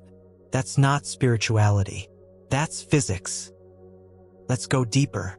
Everything in reality operates on frequency. Sound, light, matter, emotion, thought, and identity is no exception. Each version of you, the bold one, the fearful one, the visionary, the victim, exists at a distinct vibrational state. When you lock into one, your brain filters reality to match it. It's not that your circumstances magically change. It's that your reception changes. You start noticing different things. You attract different people. You respond in new ways. And slowly, your life restructures itself around your new internal tone. So how do you access a higher identity frequency? You start by asking a very different question. How does this version of me feel as a baseline? Not what they do, not what they believe, but what emotional and energetic state they operate from without effort. For most people stuck in survival identity, the frequency is tight, closed, guarded. It's filled with urgency, reactivity, and control. But your future self? That frequency is more open, centered, expansive, clean. You don't need more knowledge. You need to match that signal. Let's break it down. Step 1.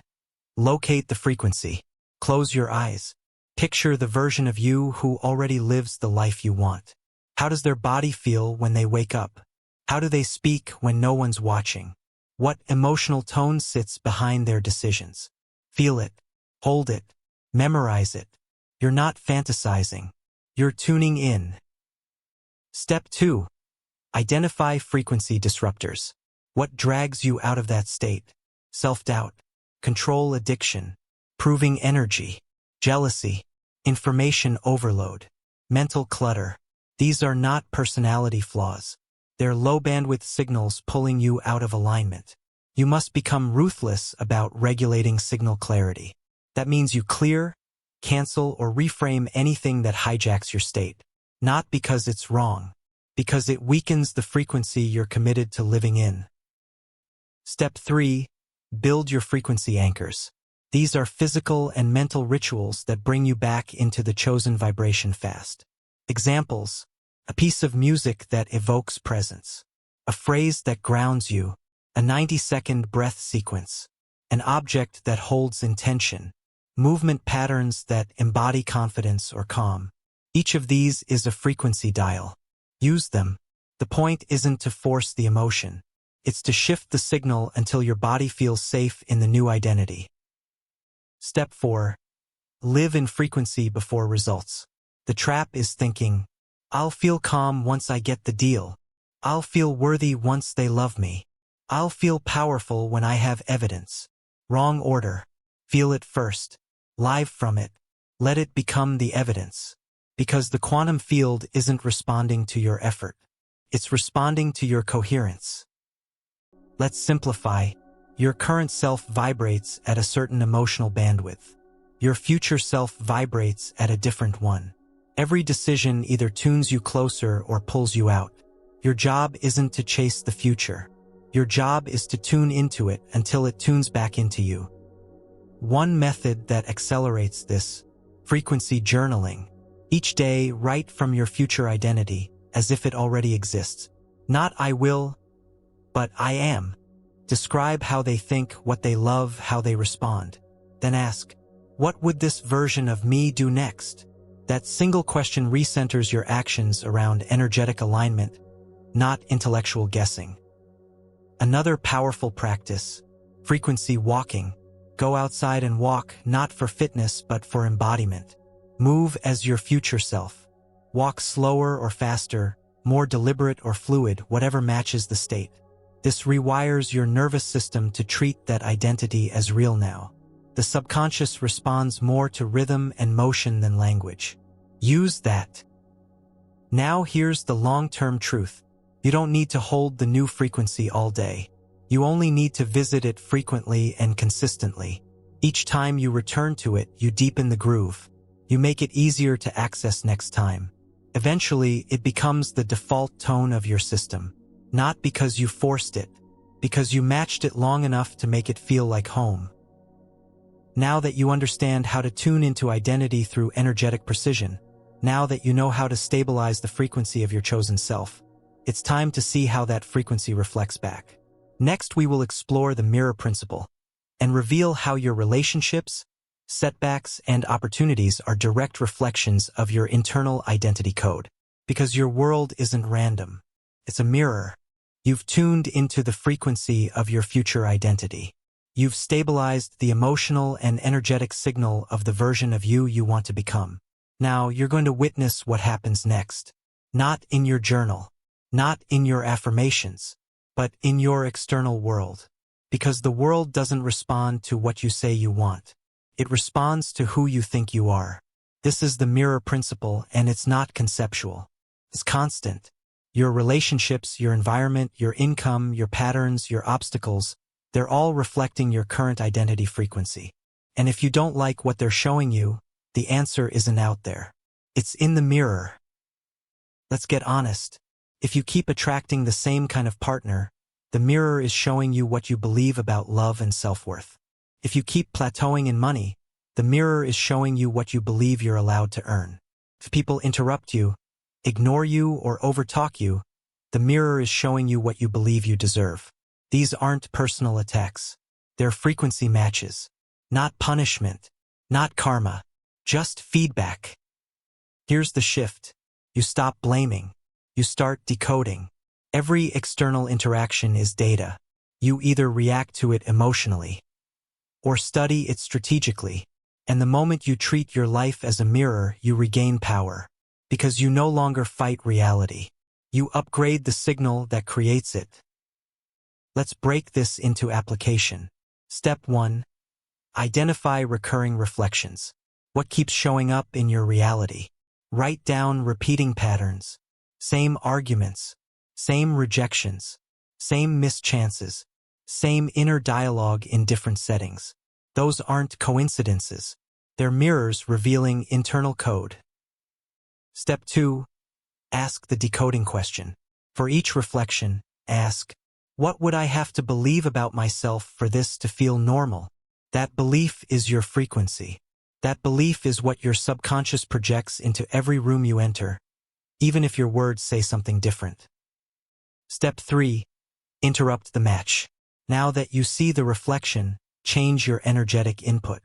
If someone treats you with disrespect and you feel small, catch it. Shift posture. Shift tone. Set a boundary. You're not just defending yourself. You're disrupting the mirror. You're showing the world a new version to reflect back. Step 4. Stabilize the identity mismatch. There's often a lag between when you shift internally and when reality reflects it. That's where most people break. They upgrade but panic when the old world keeps showing up. They say, Why is this still happening? Because the mirror reflects momentum, not intention. So keep holding your new self. Keep showing up differently. Keep broadcasting the upgraded frequency. The mirror will catch up. Remember, the mirror doesn't lie. It just repeats. Your job is not to control the reflection. Your job is to control the source. When you shift internally, reality recalibrates externally. That's not magic. That's identity physics. Now here's a final tool. Each night, reflect on this question. What did life mirror back to me today? And what does that say about who I was being? This reflection reveals blind spots, turns feedback into fuel. It shows you where your words, energy, and presence are still misaligned. And it gives you the leverage to adjust, not out of shame but mastery. Now that you understand the mirror principle, now that you're decoding your external life as a direct feedback loop, it's time to preempt the world's programming with internal control. Next, we will install self-programming rituals, daily inputs that condition your identity before the outside world ever gets a chance to interfere. Because if you don't prime your frequency in the morning, the world will do it for you. You've decoded the mirror. You've seen how life reflects who you believe you are, down to the smallest detail. Now, the next step isn't about responding. It's about preloading. Instead of reacting to your environment, you're going to program your identity before the world even touches you. This is the power of ritual, not random routines, not morning habits for the sake of discipline. These are pre-installed identity scripts, intentional, repeatable inputs that set the tone, frequency, and behavioral code of the version of you you've chosen. Ritual is how you install identity on autopilot. Let's make this clear. Every single day, your system resets to a neutral state. If you don't feed it clear instructions, it defaults to the most familiar version of you. And usually that means the past self. Old thoughts, old chemicals, old tone, old energy. That's the 24-hour trap we'll address soon. But for now, your task is this. Pre-program your state every single morning, before the world loads its expectations into you. Your mind is most programmable when you wake up. Brainwaves move from delta, deep sleep, to theta, suggestible, to alpha, calm awareness. This is the sweet spot. You're open, impressionable, plastic. If you scroll social media, you just handed over your identity script to the algorithm. If you check email, you've installed external urgency before internal clarity. If you start your day with noise, the noise becomes your narrator. But if you begin with intention, frequency, language, and movement, you write the code yourself. Let's build your ritual in 4 pieces. 1. Language protocol. Start by installing identity-based statements. Not affirmations, not wishes. Use commands. I am the architect of my reality. My voice holds value. I choose clarity, power, and calm. This day reflects who I decide to be. Speak these out loud. Not because they're magic, because they activate circuitry. Your subconscious listens to voice tonality, not fantasy. Say it like a declaration. Say it like you mean it. 2. Emotional frequency. After language, you must feel it. Use music, visualization, or movement to amplify the emotional tone of the identity you're stepping into. You don't need to feel euphoric.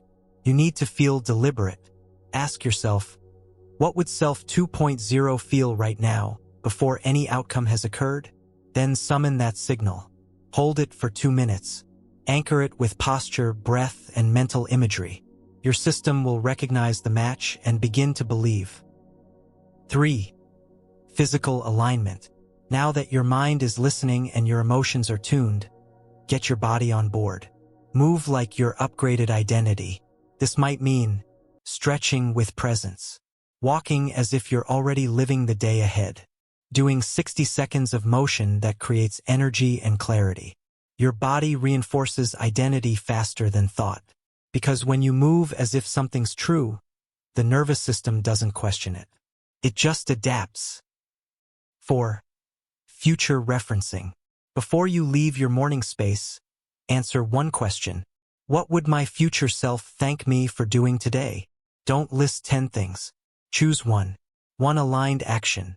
One identity-anchored decision. One behavior that would send a signal to your system. We're not going backward. Do it first. Then let the rest follow. This ritual doesn't take long. It's not a performance. It's a preparation. You're teaching your system to accept the new self as the baseline. And with repetition, it does. That's how identity becomes automatic. Let's lock this in. Every ritual is a message. This is who I am now. This is how I treat my time. This is the tone I speak in. This is the signal I broadcast. And those messages, repeated daily, become the code your life runs on. But even the strongest rituals face resistance. Because every 24 hours, your system tries to reset. It reaches for the familiar, pulls you back into the loop. You felt it. You wake up clear, intentional. But by noon, you're reacting. By evening, you're disconnected. Why? Because the old identity wasn't deleted, it was dormant. And unless you manage the daily reset, it becomes dominant again. Next, we will expose the hidden mechanism that resets your system every 24 hours and show you how to interrupt it before it undoes your progress. Because your identity doesn't stick unless you own the loop. You've built the ritual. You've learned to code identity each morning with precision. But now, a deeper truth comes into focus. Your progress resets every 24 hours unless you break the loop. This is the 24-hour identity trap. And unless it's disrupted, even the strongest growth can slowly unravel. Not because you're lazy, not because you lack willpower, because your subconscious still favors the default self. And if you don't disrupt that preference, you return to baseline without even noticing. Here's what's happening. Your subconscious mind is cyclical. It loves loops. Sleep resets emotional charge. Morning resets identity awareness. And by the time midday hits, the system has often slipped back into the most practiced personality. Even if you start strong, you find yourself thinking like the old self, speaking like the old self, acting like the old self, and then wondering, why does this keep happening? Because yesterday's wiring doesn't guarantee today's embodiment. You must install a new rule. Each day is a reselection. You're not growing slowly into your future self. You're reclaiming them daily until the loop breaks. So how do you break the loop? You use pattern disruptors placed at strategic points throughout the day. These are micro-rituals, checkpoints, or identity pings that prevent the system from resetting into the old self. Think of them as identity checkpoints. And every time you hit one, you ask a simple question. Who's running the show right now? That question alone creates awareness. And awareness breaks the trance. Let's install the system. Checkpoint 1. Mid-morning reset, around 10 to 11 a.m. By now, you've had input, emails, messages, distractions. This is when many people unconsciously switch back to reactivity. Interrupt it. Pause for 60 seconds. Close your eyes. Breathe. Say one sentence out loud. I reselect self 2.0 now. You're not trying to get back on track. You're declaring a new signal. Checkpoint 2. Midday mirror, 1 to 2 p.m. Use your reflection. A mirror, a black screen, a phone camera. Ask, does this posture belong to self 2.0? Would the person I'm becoming say this? Am I broadcasting or reacting? Then adjust. Posture, energy, presence. This isn't vanity. It's calibration. Checkpoint 3. Afternoon anchor, 4 to 5 p.m. Energy dips. Focus fades. Doubt returns. Do one high identity action. Send a bold message. Set a boundary. Speak your truth. Do something your past self avoided. Let that action serve as an anchor, pulling you back into identity alignment. Checkpoint 4. Evening reconciliation, 8 to 9 p.m. Don't just scroll into unconsciousness. Before bed, close the loop with clarity. Ask, where did I slip into the old self? Where did I stay true to the new one? What will I strengthen tomorrow? You're not judging. You're updating the operating system. And every night you reconcile the day, you weaken the loop. You must also close energy leaks that invite the old self to re-enter. These leaks include indecision, unspoken resentment, constant digital input, unconscious social interactions, multitasking without presence. Each of these makes the old self feel comfortable. And if comfort returns, so does identity regression. So tighten the field. Not for perfection, for clarity. Here's the reframe. Don't treat change like a climb. Treat it like a daily broadcast. Every morning you go live. Every afternoon you check the signal. Every evening you clean the feed. That's not obsession. That's how identity stabilizes. And eventually the loop doesn't reset anymore. Because Self 2.0 becomes the default frequency. Not just for a day. For good. Now that you've broken the loop, now that you're maintaining identity day after day, it's time to activate the inner cinema of your mind. Next, we'll enter the realm of mental imagery, learning how to program your subconscious through vivid visual simulation that makes your new self feel inevitable. Because when your mind sees it clearly, your reality starts cooperating. You've learned to intercept the loop. You've installed daily checkpoints. You've turned identity into a broadcast, not just a choice. Now, we step into a deeper layer of influence, the inner visual field. Because your subconscious doesn't speak in words. It speaks in imagery. And the fastest way to reprogram identity is through cinematic internal experiences that trigger belief, chemistry, and behavior in real time. This isn't fantasy. This is visual programming. Your brain doesn't know the difference between what you vividly imagine and what you physically experience. And if used correctly, you can hack this to fast-track identity embodiment. Welcome to Mind Cinema, where your future self becomes the main character and your subconscious becomes the director. Let's ground this in science. When you visualize with precision, emotionally and sensorily, the same neural pathways light up as if you were living the moment in real life. Your brain fires the same circuits. Your body releases the same chemicals. Your identity gets reinforced with the same intensity. This is why people replay trauma and stay stuck. They're unconsciously running a visual script that keeps the old self active. But here's the breakthrough. You can do this consciously, on purpose. By projecting scenes of your future self as already lived, you trigger the same encoding systems.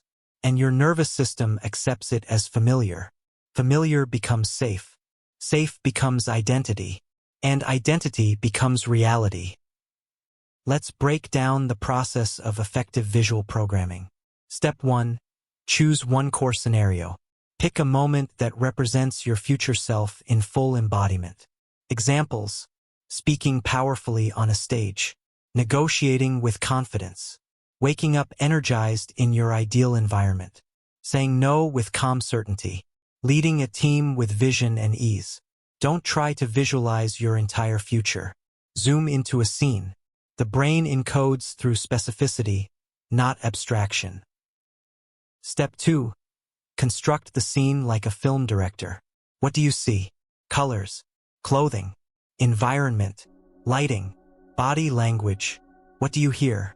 Voice tone, ambient sound, reactions from others. What do you feel? Temperature, posture, breathing. The richer the detail, the stronger the imprint. Your goal is not just mental clarity, it's emotional realism. If the scene doesn't feel real, your system won't accept it. Step 3. Add emotional texture. This is where most visualizations fail. They're visual but emotionally flat. You must embed feeling, calmness in your chest, power in your spine, flow in your rhythm, joy in your micro-expressions. The subconscious responds to emotion first, logic second. If your body feels it, your brain believes it. Step 4. Anchor the imagery with movement. After visualizing, act it out. Move, walk, speak, or even breathe as if the scene already occurred. Why? Because motion activates motor neurons and embodiment. You're telling the system, this isn't a dream, this is a directive. And the more you pair imagination with action, the more believable it becomes. Step 5. Repeat with variation. Don't run the same scene mechanically. Change the angles. Add new details. See it from first person, then third person. You're not just watching your future, you're rehearsing it from inside the role. Do this daily, and your system begins normalizing the version of you that once felt distant. Now it feels real. Now it feels accessible. Now it feels inevitable. Let's be clear. This isn't woo. This is conditioning. You're training your nervous system to expect success, power, and expansion because it's already experienced it, even if only in the inner theater. If you skip this process, your brain will default to its old imagery, and your old imagery reinforces your old identity. Replays of failure, mental rehearsals of being ignored, flashbacks of discomfort, worry loops of what might go wrong. That's still mind cinema. You've just given the camera to fear. Now you're reclaiming the director's chair. Use this process to pre-program high-stakes conversations, public visibility moments, financial decisions, emotional boundaries, physical embodiment, daily intention setting, and over time, your visual rehearsals will become more familiar than the old identity footage. That's when the nervous system finally updates its definition of normal. That's when the mind stops rejecting your growth. That's when your actions become instinct, not effort. Now that you've installed your mind cinema, now that your subconscious has begun to absorb visual proof of who you've chosen to become, it's time to eliminate one final obstacle: delay. Because if your new identity exists, why wait? Next, we will collapse the timeline, showing you how to act in full alignment with your chosen self right now, and why the universe responds fastest to those who behave as if they've already arrived. Because belief shifts your thoughts, but embodiment shifts your world. You've built the blueprint. You've rewired the brain. You've felt the feelings. You've visualized the future. Now there's only one thing left to do. Become it. Not next week. Not after one more book. Not once you feel ready. Now, this is how you collapse the timeline. You stop behaving as someone who's on the path. You stop referring to your new identity as someday. And you start acting as the person you've chosen before the results show up. This isn't pretense. It's precision. Because reality isn't responding to your desires. It's responding to your demonstration. Let's expose the trap. Most people are living in identity lag. They've chosen the new self. They've visualized the new future. But they keep behaving in ways that match the past. They wait for confidence before speaking up. They wait for evidence before committing. They wait for permission before showing up fully. And as long as you're waiting, your system assumes the new identity is optional, not essential. That gap between decision and behavior is the delay. And collapse only happens when you close it. You need to stop treating your identity like a destination. It's not a finish line. It's a frequency. And the only way to lock it in is to live from it right now. That means speaking as if your voice already matters. Showing up as if people already expect greatness. Holding posture as if success is your baseline. Choosing action as if the outcome is already in motion. You're not waiting. You're broadcasting. And reality reorganizes around clear signals. Let's dismantle the most common resistance. What if I'm just faking it? You're not. You're rehearsing it until it matches. That's how your brain works. You act as the version of you who's already there, not to trick people, but to show your system what's normal now. If you keep waiting to feel ready, you'll never move, because readiness is a byproduct of repetition, not a prerequisite for movement. Here's how to collapse the timeline. Step 1. Identify one area where you're still waiting. Is it expression, visibility, decision-making, boundaries? Pick the place where you're almost ready but not quite. Now ask, how would Self 2.0 behave if this were already done? Then do that. Now. Step 2. Create an evidence loop. Each time you act from the new self, track it. Right?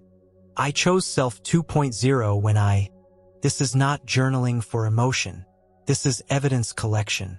Your brain trusts patterns more than promises. So show it what you've already done. That proof becomes your momentum. Step 3. Stop narrating the old self. Eliminate statements like, "I'm trying to become more confident. I'm working on my self-worth. I hope I'll get there." You're reinforcing lag. Replace with, "I'm showing up as someone who leads. I made a clear decision, and I'm acting from it. This version of me doesn't hesitate." Language locks identity. Use it strategically. Step 4. Tolerate discomfort without regression. The moment you act differently, resistance hits. Imposter syndrome, guilt, doubt, identity fatigue. Expect it, but don't interpret it as failure. As feedback. It means your nervous system is calibrating to a faster timeline. Hold the line. This is not fake it till you make it. This is live it until the external catches up. Because identity becomes permanent when your behavior stops needing confirmation. You stop asking, "Is this working? Do people see the new me? Is reality shifting yet?" And you start saying, "This is who I am. This is how I move. This is what I do, period." Here's the paradox. The moment you no longer need evidence to prove you've changed is the moment evidence floods in. Because identity stabilizes before life reflects it. Not after. That's the timeline collapse. You don't earn it. You assume it and live from the assumption until it becomes your environment. Now that you've embodied the new identity, now that you're living it before it's confirmed, there's one more pattern we must address. Because as you rise, your system may try to reinstall the old self through the back door. Especially through wounds you haven't healed yet.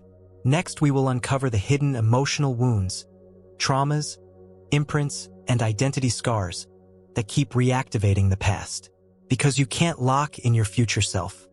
While unhealed pain keeps reinstalling the old one, you've stepped into embodiment. You're living the upgraded self. You're collapsing the timeline. But even as momentum builds, something strange may start to happen. Old patterns you thought were gone suddenly reappear. Doubt you had dissolved sneaks back in. Habits you swore you'd ended start circling like ghosts. Why? Because there's still unprocessed data in your system. This is the hidden force of identity trauma. Unhealed moments that silently reprogram your system back to the old self. And unless these wounds are acknowledged and cleared, they become auto-reinstall scripts. You can rewire everything, but what you haven't healed will overwrite it all. Let's define it clearly. Identity trauma is not just what happened to you. It's what you decided about yourself as a result. The moment you were shamed, the moment you were rejected, the moment you were left out, blamed, controlled, or minimized, your subconscious recorded those events not as isolated memories, but as internal rules. I must stay small to be safe. Being visible means being hurt. Love only comes when I perform. My voice creates conflict. If I show all of me, I'll be abandoned. These weren't choices. They were survival adaptations. And over time, they became identity. Even if you don't remember the exact moment, the pattern tells the story. Trauma doesn't hide in memory. It hides in repetition, repeating arguments, recurring emotional spirals, identity sabotage when you're succeeding, overreactions to mild stress, avoidance of visibility, love, leadership. These aren't random flaws. They're trauma scripts playing on loop. And no matter how evolved you become, they'll reinstall your old self the moment pressure rises, unless you expose the source. So how do we clear it? Not by reliving pain, not by intellectualizing emotion, but by disconnecting the meaning you attach to it. Let's walk the process. Step 1. Identify the emotional flare. Catch the moments when your response is out of proportion. Ask, what am I really protecting right now? What part of me thinks I'm in danger? What identity fear just got triggered? The goal is not to suppress. It's to trace. Because every flare is a breadcrumb. Follow it. Step 2. Locate the original identity decision. This doesn't mean finding the perfect memory. Just ask, when did I first feel like this? Don't force a timeline. Let your body bring it up. You'll find it wasn't the event. It was the interpretation.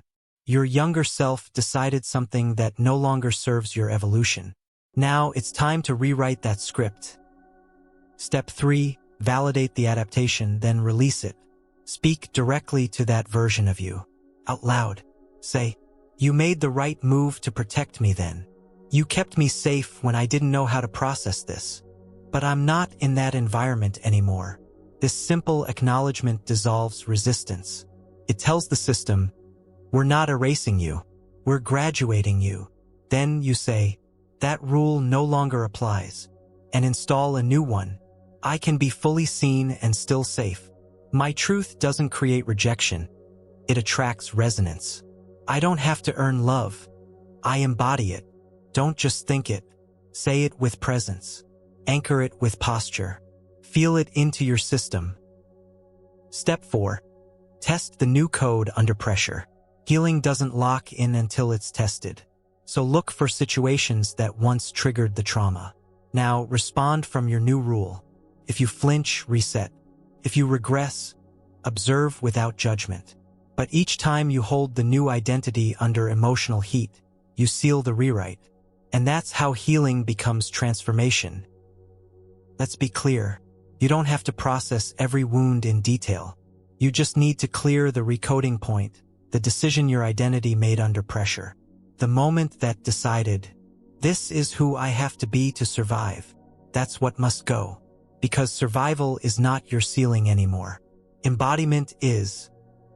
Now that you've disconnected the trauma loops, now that your old rules are being retired, it's time to confront the phantom identity you've been unconsciously performing for someone else. Because healing trauma isn't just about releasing pain. It's about letting go of roles you were never meant to carry in the first place. Even after clearing trauma, another layer often remains. You feel better. You feel lighter. But you still hesitate to step fully into your power. There's a subtle drag. A weight, pull you can't explain. This is the phantom identity. The version of you that was never truly you, but that you learned to wear to keep others comfortable. And until this false self is identified and released, your real self will never feel fully authorized. Here's the truth. Most people are living as a response to someone else's expectations. Parents' approval, a culture's pressure, partner's projection, a teacher's standard, a friend's fear. Somewhere along the line, you started molding who you were to avoid disapproval or discomfort. Not consciously, strategically, you became the peacemaker, the overachiever, the quiet one, the responsible one, the fixer, the invisible one, the smart one, the funny one, the caretaker. These roles helped you survive, but they also buried your truth. The phantom identity is tricky because it feels real. It's practiced, polished. It has a personality, routines, even charm. But at its core, it's a mask. And masks create exhaustion. Because you're constantly performing safety. The nervous system feels the gap between your outer expression and your inner truth. And it drains your energy to hold that gap in place. No wonder you feel stuck. You're running two selves simultaneously. Here's how to clear the phantom. Step 1. Name the identity you perform. What persona do you slip into to feel accepted, safe, or worthy? Write it down like a character description. What does this identity say? What does it avoid? What does it protect you from? Be brutally honest. This isn't judgment. It's clarity. Step 2. Ask, who assigned me this role? This isn't about blame. This is about origin. Ask, whose approval was I trying to keep? Who would have been uncomfortable if I showed up fully? What dynamic made this role feel necessary? You'll find it was often someone who never did their own healing, and they projected their discomfort onto you. That's not your burden to carry anymore. Step 3. Separate truth from performance. Now, contrast your current self with your actual preferences. Ask, what do I actually enjoy? What do I do because it's expected? Not aligned? What part of me is still acting? You'll start seeing fractures. Places where you've been shrinking, smiling, pretending. Not because you're fake, but because the phantom self had no other option. Now it does. Step 4. Make one bold expression. Pick one area where the phantom usually takes over. Then act against the performance. Say the thing you usually silence. Choose rest when you usually overextend. Stop apologizing when you're just being honest. Let someone feel disappointed instead of managing their emotions. This is not rebellion. This is reclamation. Your nervous system needs proof that you can express without punishment. That's when the phantom begins to fade. Step 5. Create space for your unperformed self. When you strip away the phantom, you may feel uncertain. Good. That space is where your real self emerges. Let it be awkward. Let it be new. Let it be incomplete. You're not building an identity this time. You're letting the true one surface. Trust it. One thing to expect. When you stop performing, people will notice. Some may resist. Some may guilt. Some may leave. That's fine. You're not shedding people. You're shedding roles. And anyone who loved the role, not the real you, was never in alignment anyway. Now that you've released the phantom self, now that the mask is off, it's time to convince your own system that the new you is permanent. Next, we will enter the phase of quantum rebirth, where your identity isn't just a choice you made, but a reality your nervous system finally believes. Because even when you're new, your mind still needs proof. You've removed the trauma scripts. You've taken off the phantom identity. You've acted as your future self. But something still feels off. You've changed your mindset, your behavior, even your external decisions. Yet deep down, your mind hasn't fully accepted the new identity as you. It still questions. It still hesitates. It still waits for confirmation. Why? Because your nervous system doesn't recognize this version yet. You've been reborn in concept, but your subconscious still thinks you're running the old OS. This is the final stretch of the update process, what we call quantum rebirth. Let's clarify something. Your subconscious doesn't track change through logic. It doesn't care what you intend. It only believes what it's seen, felt, and experienced consistently. In other words, until you feed it proof, it will keep defaulting to the past. You can know you've changed.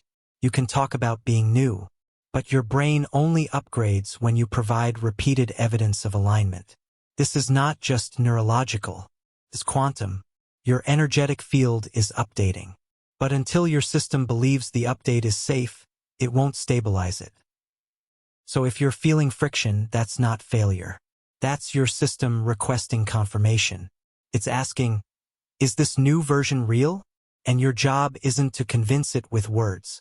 It's to show it. Here's how to do that. Step 1.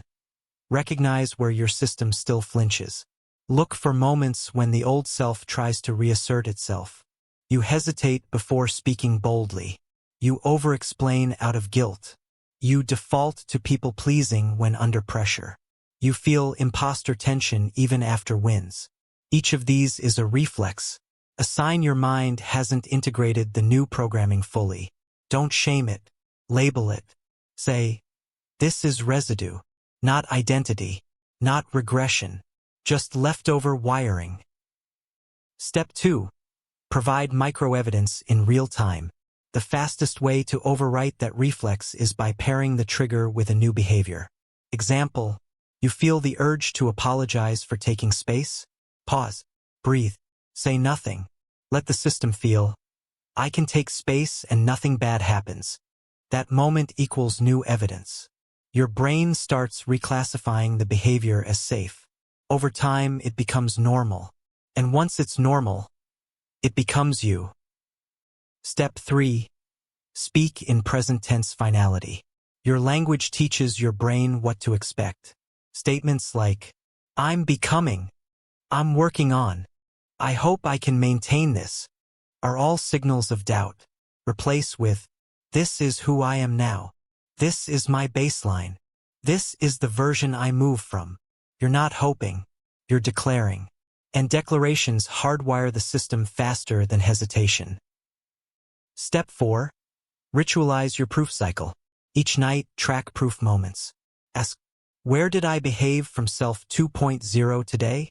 Where did I hold a boundary, speak truth, or act without shrinking? What did I do that my old self wouldn't have even attempted? Write them down. You're not journaling to feel better. You're building an archive of evidence. This is how the subconscious stops questioning your upgrade. It sees that you're no longer trying to be new. You're living as new. Step 5. Celebrate subtle embodiment. Don't wait for big wins. Catch the microshifts. You didn't chase validation. You said no without explaining. You asked for more without flinching. You stayed still during discomfort. These are quantum upgrades. Each one adds weight to your new identity structure.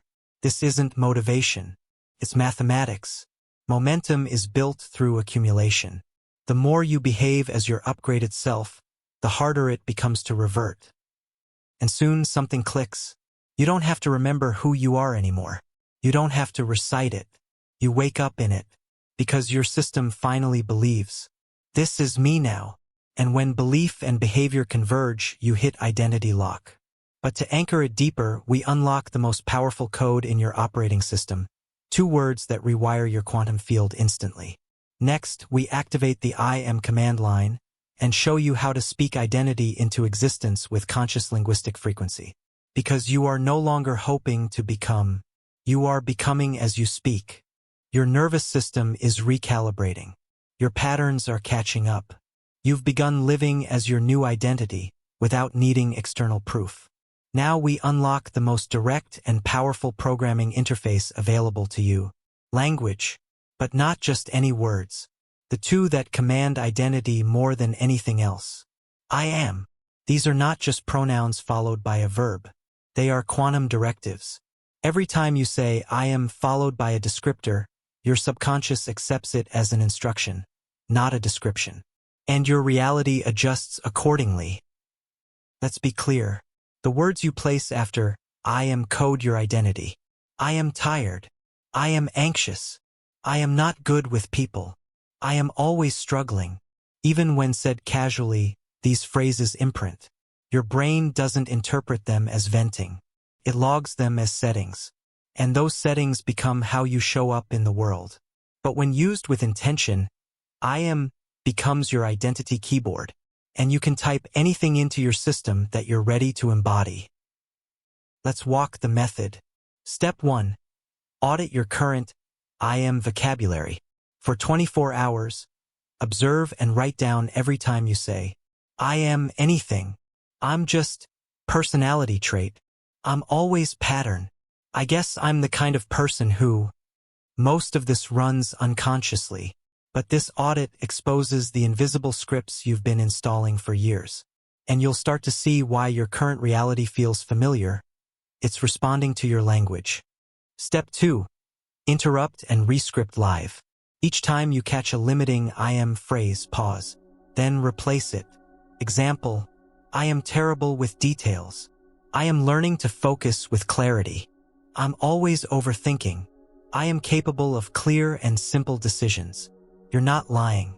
You're updating the code in progress. Speak it out loud. Anchor it with posture.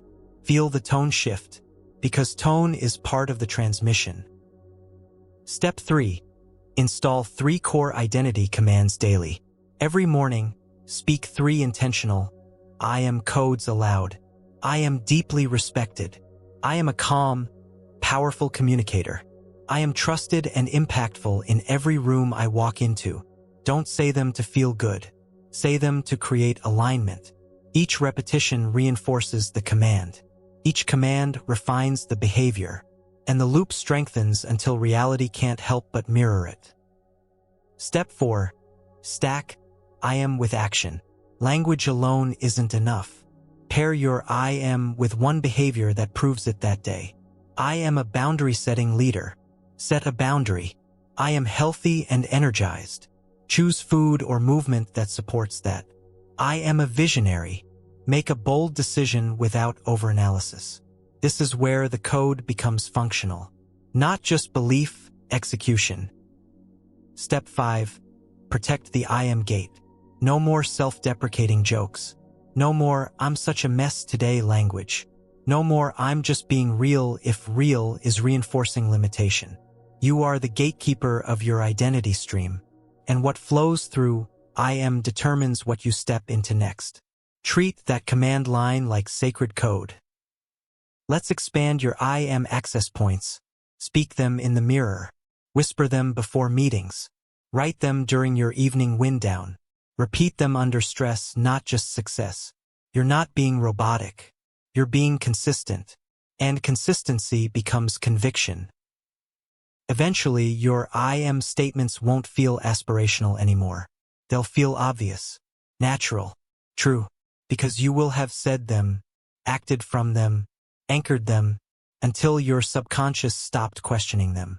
And when that happens, reality no longer resists. It responds.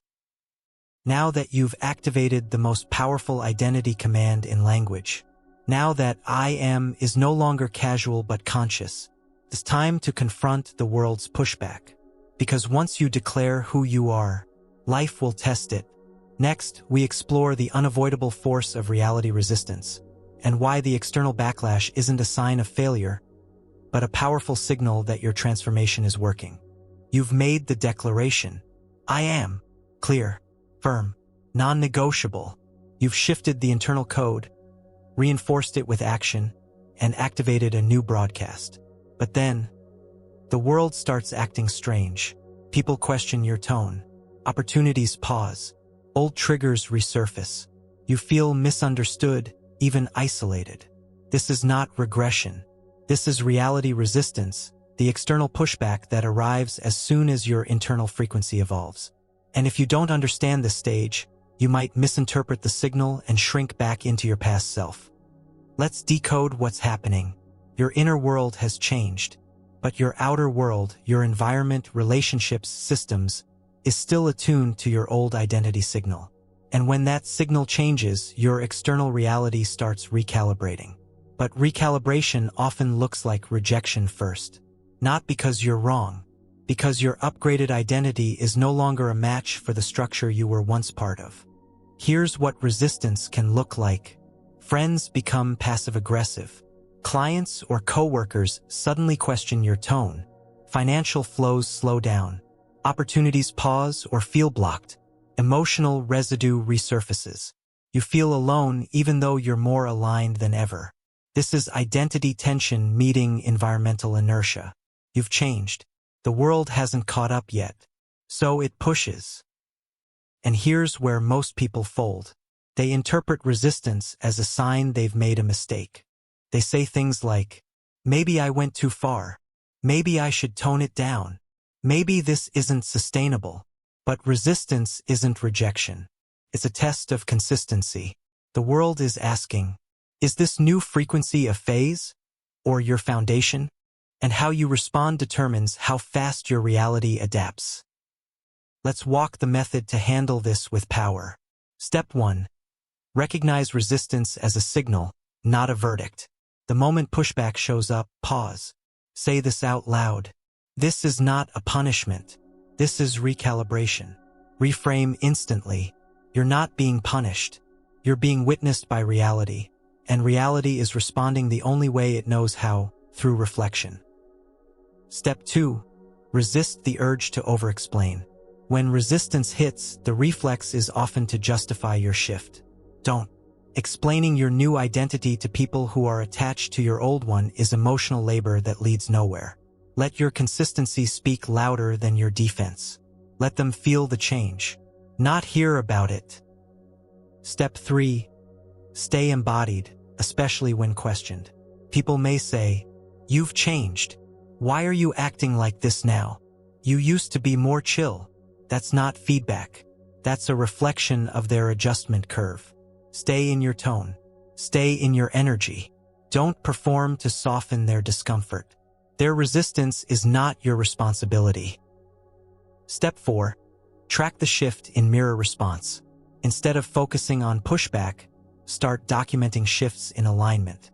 Ask, who or what is now entering my field that reflects the new me? What clarity have I gained that I didn't have before? What decision now feels obvious thanks to this pressure? Every time you hold your line, your frequency sharpens, and clarity rises. Step 5. Anchor a new emotional baseline. Resistance tries to re-trigger old emotional loops. Guilt, doubt, shame, fear. Interrupt this by choosing a neutral emotional set point. Calm, groundedness, non-reactivity, still certainty. You're not fighting the world. You're outlasting its recalibration curve. Your only job is to not flinch. You've probably heard the quote. First they ignore you, then they laugh at you, then they fight you, then you win. It applies here perfectly. You're in the fight you phase. And win doesn't mean defeating others. It means normalizing your frequency so deeply that the environment has no choice but to adapt or exit. Let's be honest. Some things will exit. People, projects, paths, partnerships. That's not loss. It's clearing. You're not being rejected. You're being refined. What stays will be in harmony. What leaves was never designed to go where you're heading. And what appears next will feel like home. Now that you've held your frequency under external resistance, now that you've shown the world your new self is not up for debate, we move to the final phase of stabilization, the identity spiral. Because even after external resistance fades, there's one final loop your system must pass through. Next, we enter the shift spiral, where your identity tests you before locking in as your new default. Because resistance from the world is one thing, but the real test comes from within. You've made it through the external resistance. You held the line. You didn't flinch. The world pushed, and you didn't collapse. But now something unexpected happens. Just when things feel aligned, just when the noise fades, you start pushing back. Your energy dips. Doubt whispers again. Habits you buried rise for one last encore. You feel strangely out of sync with the very identity you just built. This is not failure. This is the shift spiral. And it's the final test before your new identity becomes your default operating system. Here's what you need to know. Every major identity upgrade initiates a spiral of emotional, energetic, and behavioral feedback loops. It's not punishment. It's pattern verification. Your system is asking, can we trust this version of you under stress, fatigue, silence, and stillness? And if you can maintain coherence through this spiral, the shift locks in permanently.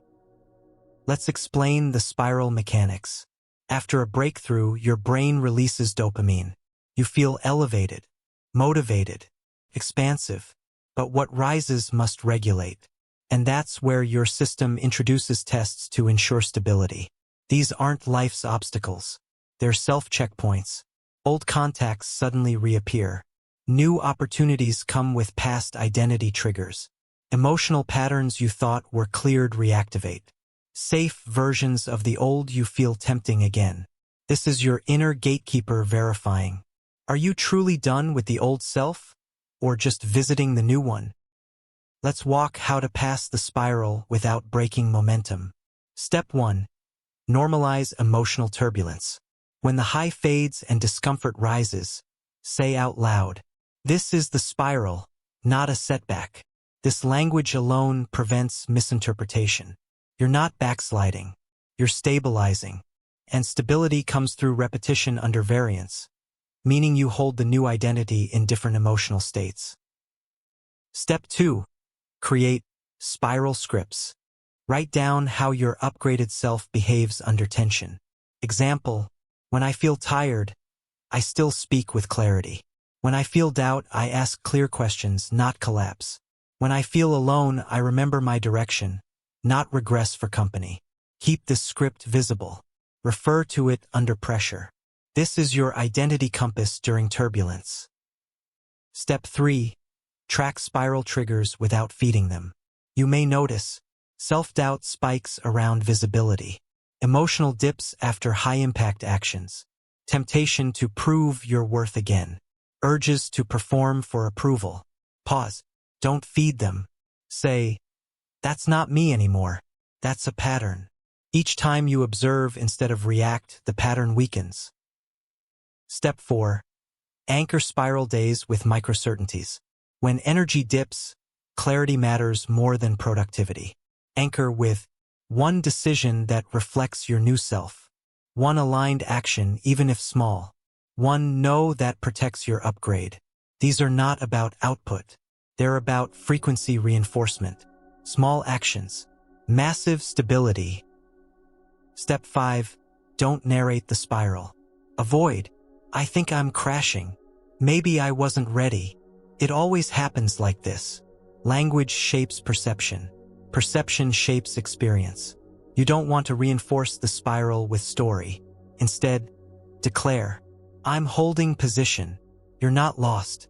You're integrating. Once the spiral ends, something shifts. Things that used to trigger you feel boring. Responses feel automatic. The new self becomes the baseline. No tension. No hesitation. No second guessing. You don't need to say, "I'm evolving." You just are.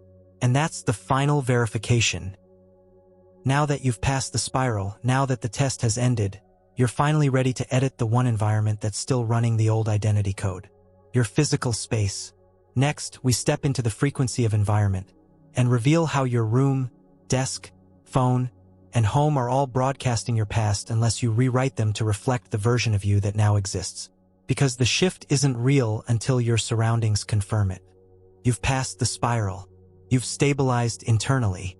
Your system recognizes the new you. But if your surroundings still reflect the old version, your nervous system will slowly regress. Why?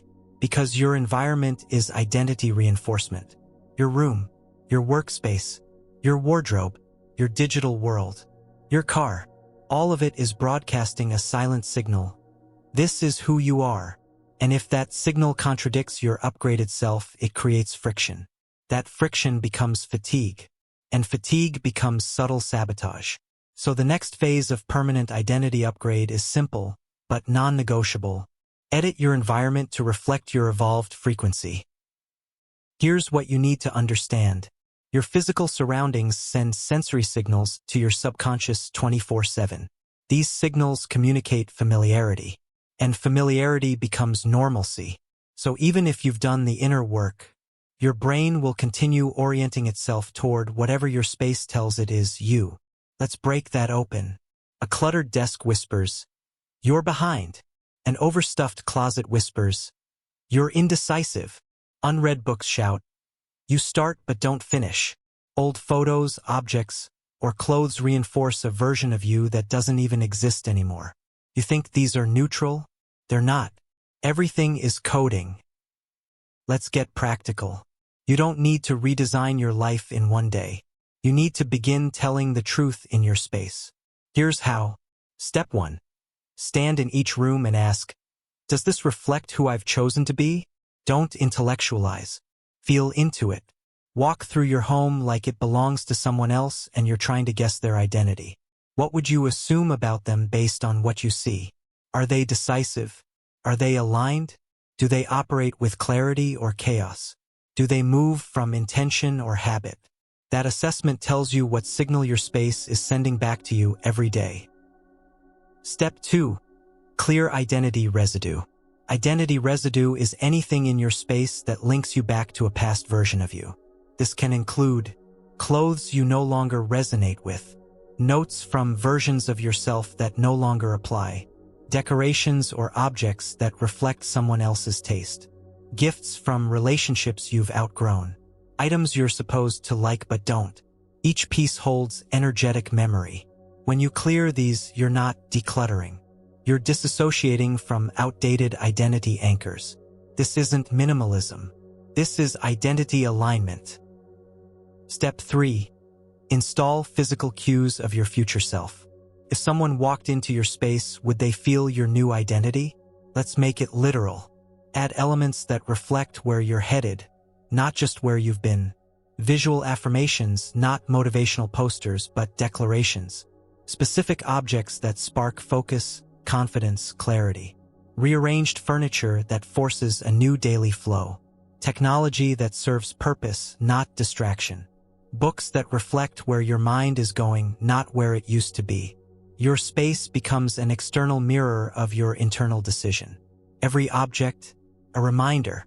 every placement, a vote. Step 4. Align your digital environment. This is where most people stay unconscious. Your phone, your desktop, your social feeds. These are real rooms in your identity house. Unfollow anyone who reinforces shame, comparison, noise, or distraction. Delete apps that hijack your attention. Unsubscribe from emails that reinforce urgency and lack. Rearrange your phone like a workspace, not a candy store. Your thumb is muscle memory. Where it lands each day determines your frequency. Update that map. Step 5. Ritualize environmental tuning. This is not one big cleanup. This is daily refinement. Start asking, what here feels like old energy?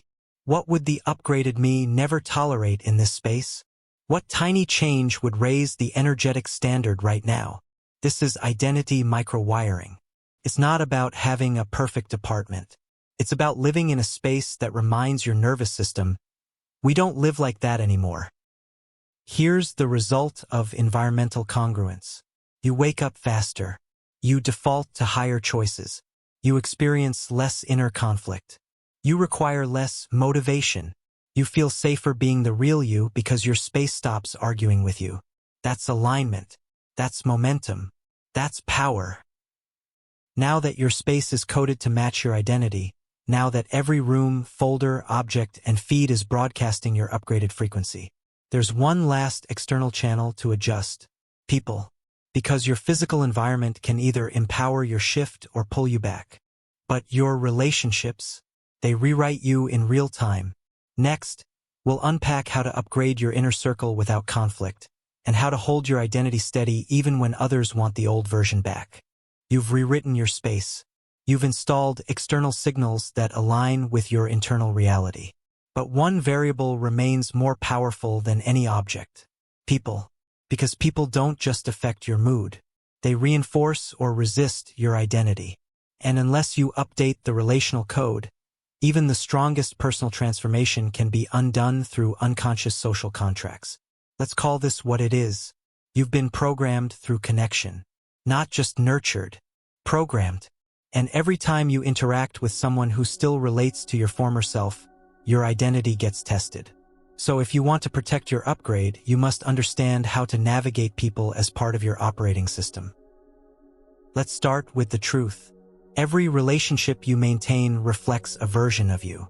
Sometimes current, sometimes outdated, sometimes destructive. This doesn't mean you cut people off at the first disagreement. It means you assess, does this person speak to my evolution or my history? Do I leave this connection expanded or drained? Do they celebrate my truth or get uncomfortable when I show it? Every conversation is a coding session. And if you don't manage your inputs, you'll unconsciously regress to keep the connection alive. Here's how to protect your identity while upgrading your relationships. Step 1.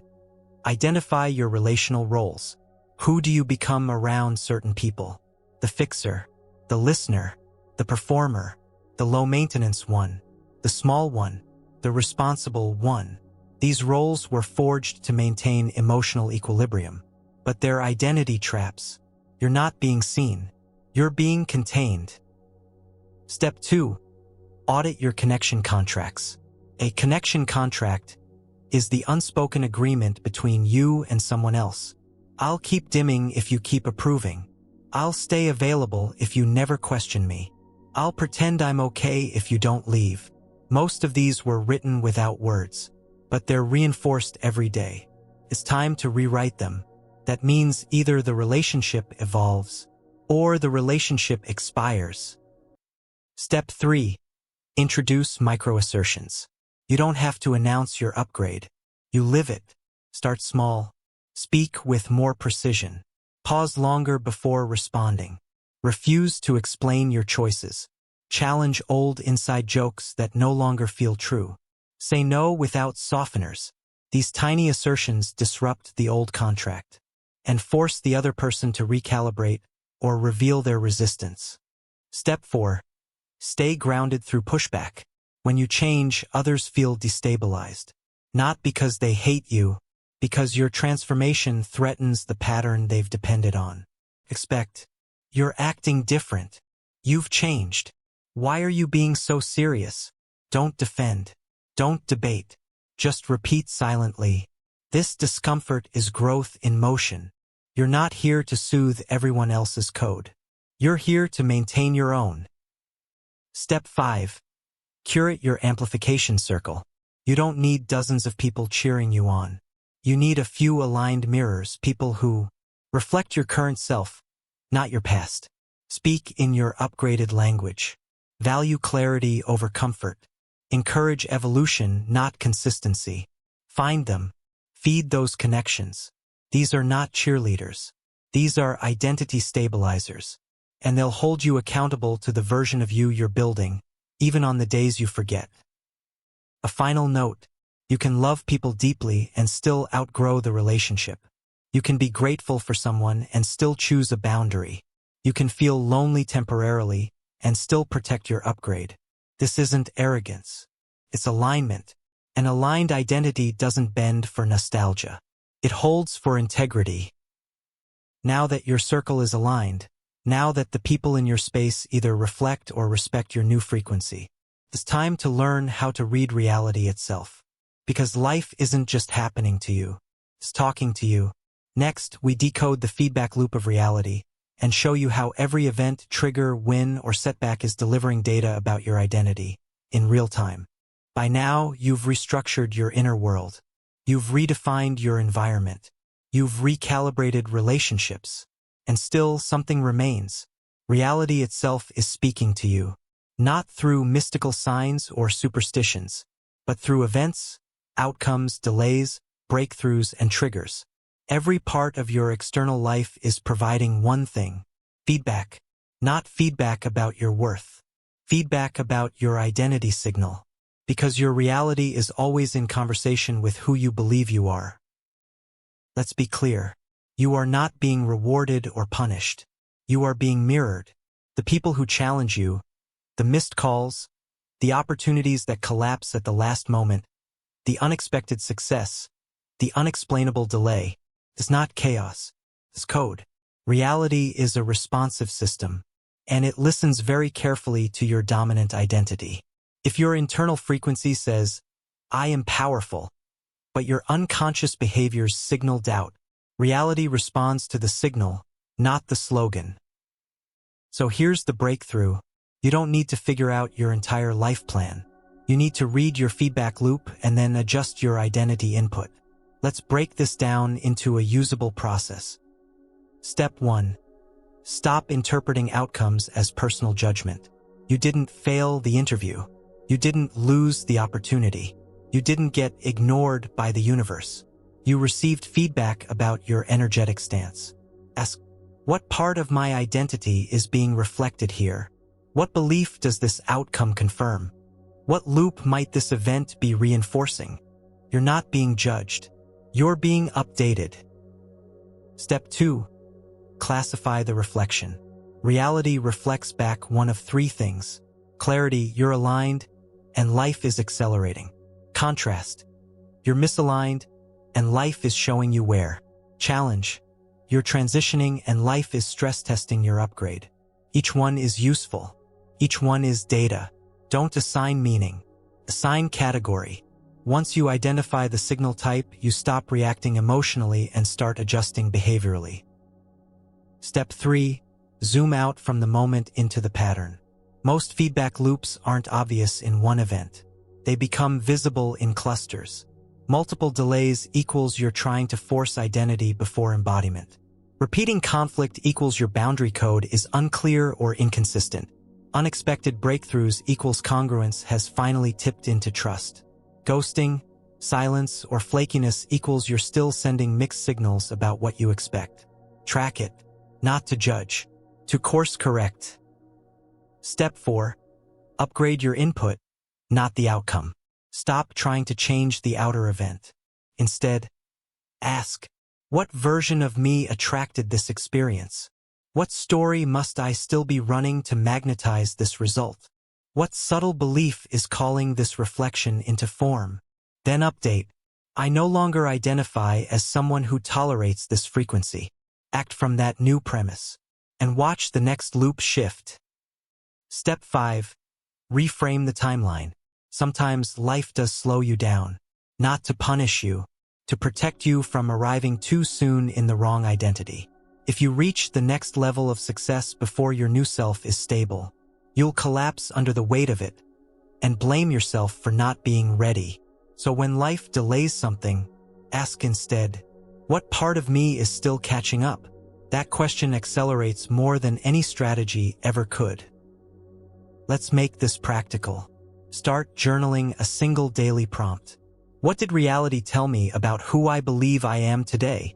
Then ask, what do I want to code differently tomorrow? What behavior would reflect that change? What emotion would stabilize it? This is feedback as fuel, not feedback as failure. Eventually, you won't even need to write it down. You'll become fluent in reading life. A compliment feels like confirmation, not surprise. A trigger becomes a message, not a threat. A loss becomes redirection, not punishment. A win becomes calibration, not ego. And that's when you stop chasing alignment, because you are alignment. Now that you can read reality like code, now that every result becomes intel for identity refinement, you're ready to reshape time itself.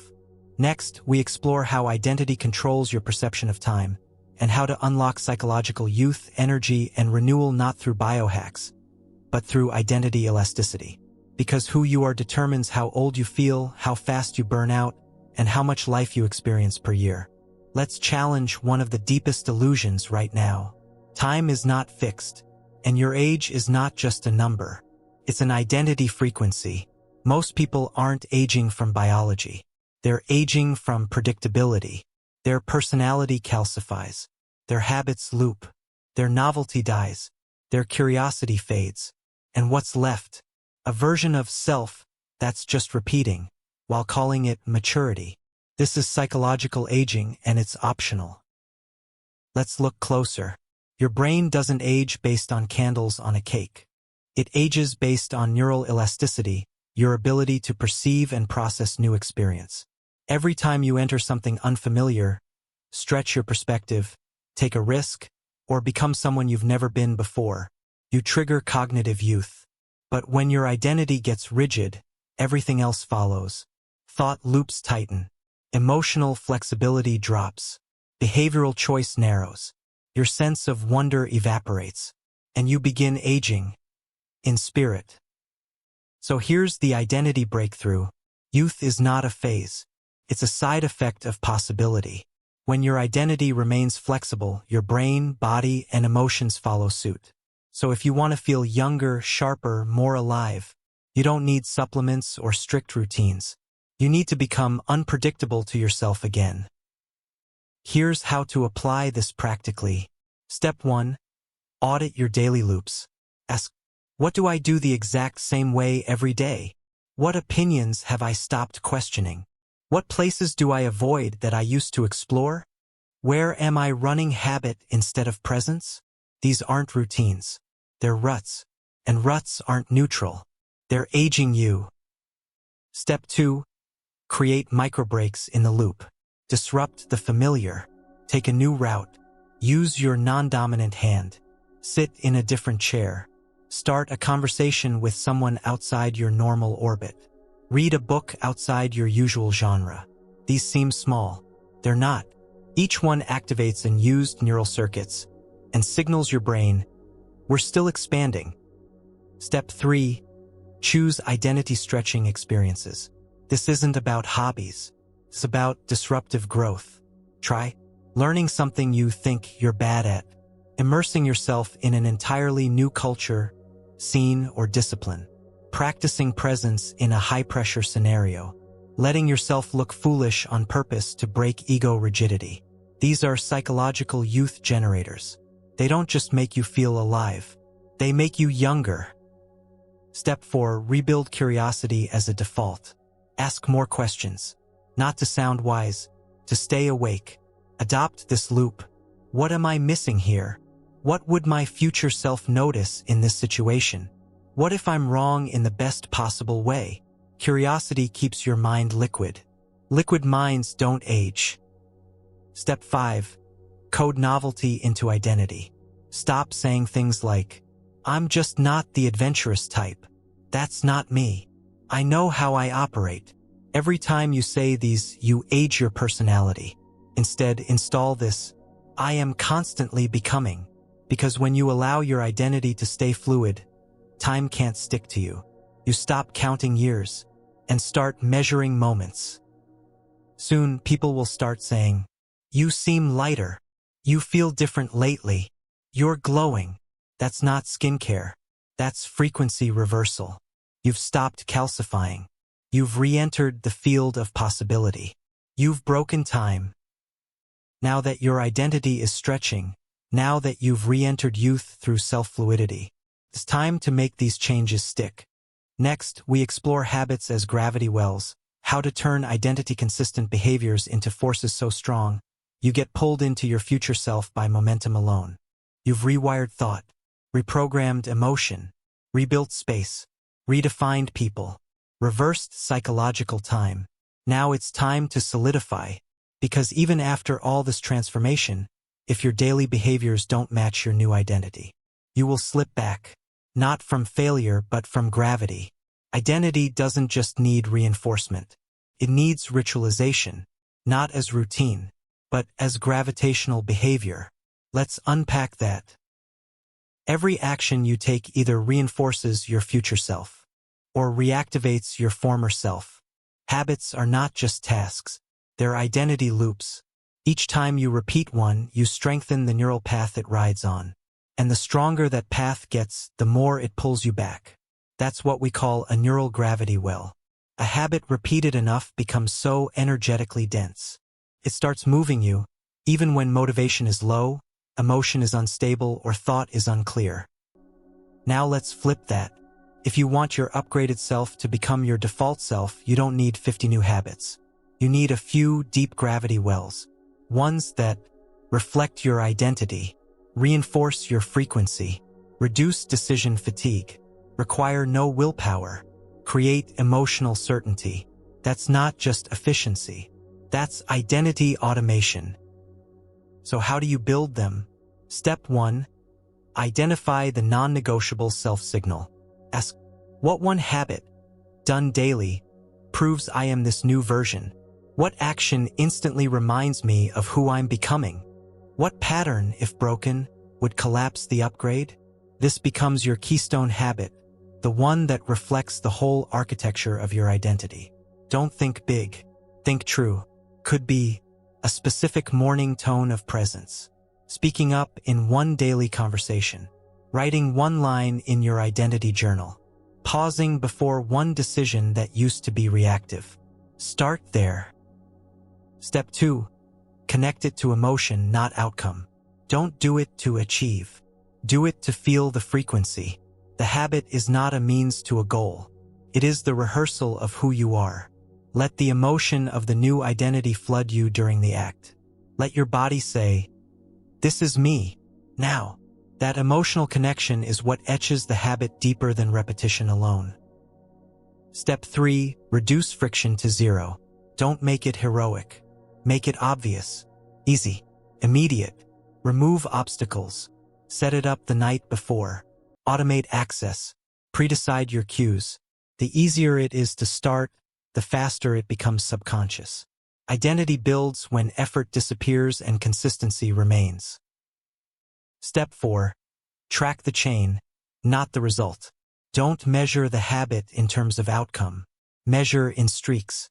How many days has this behavior been in motion? How strong is the gravity well now? How little do I think about doing it? That's when you know it's moving you, not the other way around. Step 5. Ritualize entry and exit. Start your habit with a short phrase or gesture that signals, "I am now in self-alignment." Could be a breath, a phrase, a doorway, a hand gesture. It's not fluff. It's neural priming. Then close the habit the same way, like closing a tab, locking in the frequency. These rituals become psychological containers for transformation. Now watch what happens. You don't have to remember who you are. You don't try to behave differently. You don't analyze every thought or reaction. You just do the habit, and it does the rest. You have created a frequency vortex, and now your body pulls your mind into alignment, not the other way around. But one thing can disrupt this flow: the voice in your head. That internal commentary, the endless narrator, can either support your upgrade or sabotage it in whispers. So next, we go deeper into automation. You've built habits to pull your body forward. Now we build loops to pull your mind forward. We construct the self-talk quantum loop, the system for automating identity reinforcement through the words you say to yourself when no one's watching. You've built the gravity. Habits are pulling you forward. Actions are aligning with your upgraded self. But here's what can still undo all of it: the inner voice, the private narration, the invisible critic, the background commentary on everything you do, feel, and say. Because even if your behaviors have changed, if your internal dialogue is still speaking from the old self, you'll start dragging that version back in quietly. It doesn't take a loud voice. It takes consistent tone. And most people don't realize their inner voice is stuck in the past. Let's break this down. Self-talk isn't just reflection. It's instruction. Every time you say something internally, your brain takes it seriously, even if it's sarcastic, automatic, or unconscious. Statements like, "I always mess this up. They probably think I'm too much. Here we go again. I'm not built for this." These aren't harmless. They're reprogramming commands, rewriting your identity without permission. And when left unchecked, they create a quantum loop. One where your behavior upgrades, but your identity stays anchored by inner criticism. Let's flip it. What if your self-talk became your identity's loudest supporter? What if the voice in your head spoke like the version of you you're becoming consistently? That's what we're building now, the self-talk quantum loop. Here's how. Step 1. Identify your default inner commentary. Start noticing not just what you say, but how you say it. Is your tone dismissive? Is it anxious? Is it doubting, apologetic, rushed, harsh? Tone is frequency. You could say something neutral like, "I'll try again tomorrow." But if your tone is defeatist, it codes differently. So don't just track words. Track tone. Then label it. That's the voice of the old contract. That's past identity leaking in. That's a false narrator. Labeling breaks the trance. Step 2. Write your identity affirmations, not as hype, but dialogue. Forget affirmations on bathroom mirrors that don't land. Instead, write conversational self-talk, phrases you'd actually say during tension. Example, "I've done harder things than this. This is familiar, not fatal." That voice is not the truth. Let's stay with the new energy. We're not flinching. Keep going. You're building a library of inner tone, not scripts, reflexes. Step 3. Pattern interrupt with live correction. Catch the inner critic in real time, then flip the script on the spot. "Ugh, I'm such an idiot. No, old habit. I missed a cue. Adjusting now. They probably think I'm awkward. They're not the authority. I'm in alignment. This is too much for me. This is growth speed. Stay with it." The power is in the live redirect. Do this enough, and the redirect becomes your default. Step 4. Use environmental cues to trigger positive loop phrases. Place specific visual triggers where old self-talk used to kick in. A bracelet you touch during doubt. A wallpaper with your one key phrase. A password that reflects your future self-tone. A recurring reminder on your phone. Make identity-supportive language inescapable. The same way the old critic used to pop in without warning. Now your new narrative does. Step 5. End each day with a frequency recap. Ask, how did I speak to myself today? What part of my tone was outdated? What phrase would have been better? What loop do I want to reinforce tomorrow? You're not just journaling. You're resequencing your identity's operating voice. And when the voice changes, everything else stabilizes faster. Eventually, something beautiful happens. You stop noticing the critic. Not because it's gone, but because it's been replaced. The loop is automatic.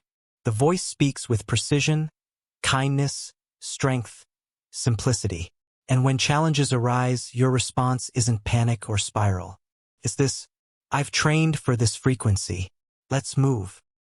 Now that your self-talk is automated, now that your internal voice is lifting you rather than looping you, you're ready to face the final internal opponent, the ego, not to fight it, but to negotiate with it.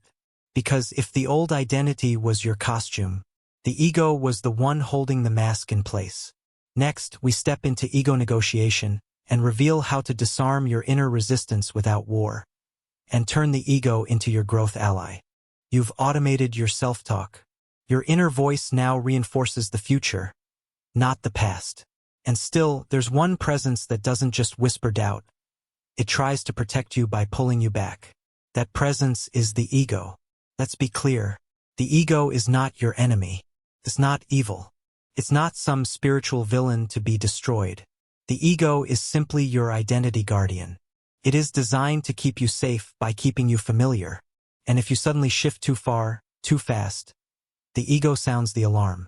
Not because it hates growth, but because it equates unfamiliar with danger. So here's the truth most people never hear. You don't need to silence your ego.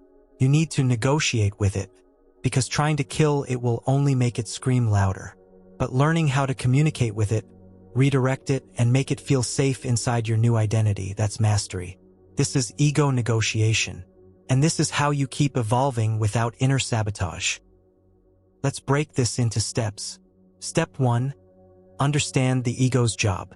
The ego exists to maintain a consistent self-image, avoid emotional risk, protect status, control, and safety, reduce unknown variables, keep the identity predictable. It does this by freezing your personality into a script. The ego isn't trying to ruin your life. It's trying to help you survive based on outdated conditions. When you understand that, you stop fighting it and start managing it. Step 2. Identify the ego's voice without fusing with it. Ego speaks in absolutes. That's just how I am. Defense. They don't get me. Projection. They're just jealous. Comparison. I'm behind everyone. Control. If I don't do it, it falls apart. When these thoughts come, don't believe them, but don't resist them either. Say, ego, I hear you. That one line changes everything. Because the moment you observe the ego, you've moved into the self beyond it. Step 3. Create dialogue, not drama. The ego wants acknowledgement. Give it that, but stay in control. Say things like, I know you're trying to protect me from risk. You're afraid we'll lose love if I outgrow this role. You think failure means death. But we're not in that world anymore. Thank you for caring. But I'm taking the lead from here. You're not mocking the ego. You're parenting it. That's the energy. Compassionate authority. Step 4. Use evidence to build trust. The ego relaxes when you give it proof that change won't kill you. So after each risk, boundary, new habit, or moment of discomfort, pause and say, did you see that? We made it. Nothing collapsed. Every time you do that, you train the ego to trust the upgrade. You turn fear into familiarity. And once something becomes familiar, the ego lets go. Step 5. Assign the ego a new job. The ego needs direction. If you don't give it a task, it defaults to control and fear. So assign it a role in your evolution. I need you to remind me to breathe during tension. I need you to protect my focus, not my status. Your job now is to anchor, not panic. You're still part of this team, just not the captain. This isn't cute. It's tactical. You're redirecting a powerful identity mechanism into alignment with your conscious upgrade. Eventually, something amazing happens. Your ego stops fighting. It starts adapting. And when it senses a trigger, it alerts you but doesn't take the wheel. That's when you know you've reached ego integration. And identity becomes fluid again. You're not suppressing any part of yourself. You're harmonizing the whole system. Now that your ego is calm, now that it's no longer resetting you to your previous identity at every challenge, you're ready to access a new level of inner intelligence. Not from the past, not from the present, but from the future. Next, we reveal how to initiate real-time guidance from your future self, and why it's not a fantasy, but a functional identity tool you can consult on command. Because your most evolved self isn't out there waiting. It's already broadcasting. You've restructured your inner world. The ego no longer hijacks the wheel. You're calm under change, grounded in transition, and fluent in your frequency. Now, we unlock one of the most underrated and misunderstood tools in identity transformation: future self mentorship. This is not imagination. This is not wishful thinking. This is not journaling about goals. This is a technique grounded in quantum cognition, your ability to create identity resonance with a future version of you that already exists in possibility. That version has already solved your current challenges. That version has already faced this doubt, made that decision, crossed that threshold. And the good news? That version can coach you. Right now. Let's clarify this. Your mind already simulates identities all the time. When you worry, you simulate the worst-case self. When you fantasize, you simulate the ideal self. When you procrastinate, you simulate the future avoidant self. You've already used this function unconsciously. Now you're going to consciously tune into your future self as a guide. And when done correctly, it feels less like daydreaming, and more like remembering something you already knew. Here's how to activate future self mentorship. Step 1. Choose a clear frequency, not just an outcome. Your future self isn't just richer or fitter or happier. It has a tone. Ask, how does this version speak? How do they move through tension? What do they no longer react to? What energy do they carry into rooms? That frequency is the access point, not the results. You're not trying to become them. You're trying to connect to them. Step 2.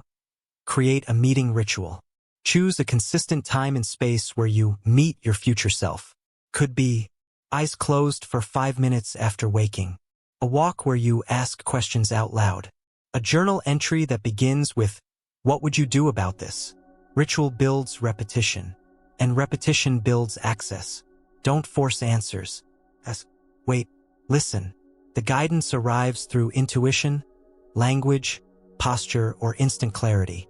Step 3. Ask questions that matter. Don't waste the space with vague requests. Ask, what truth am I avoiding? What behavior would break my old loop right now?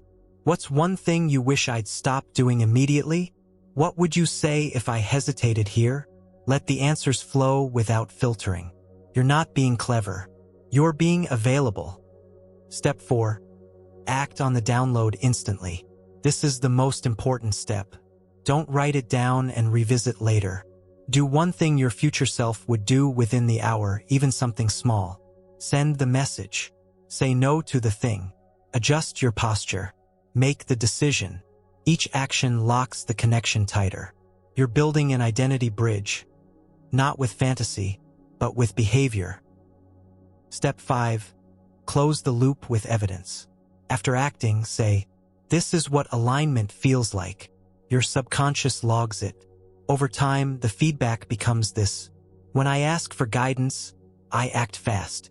When I act fast, clarity follows. When clarity follows, I trust myself more.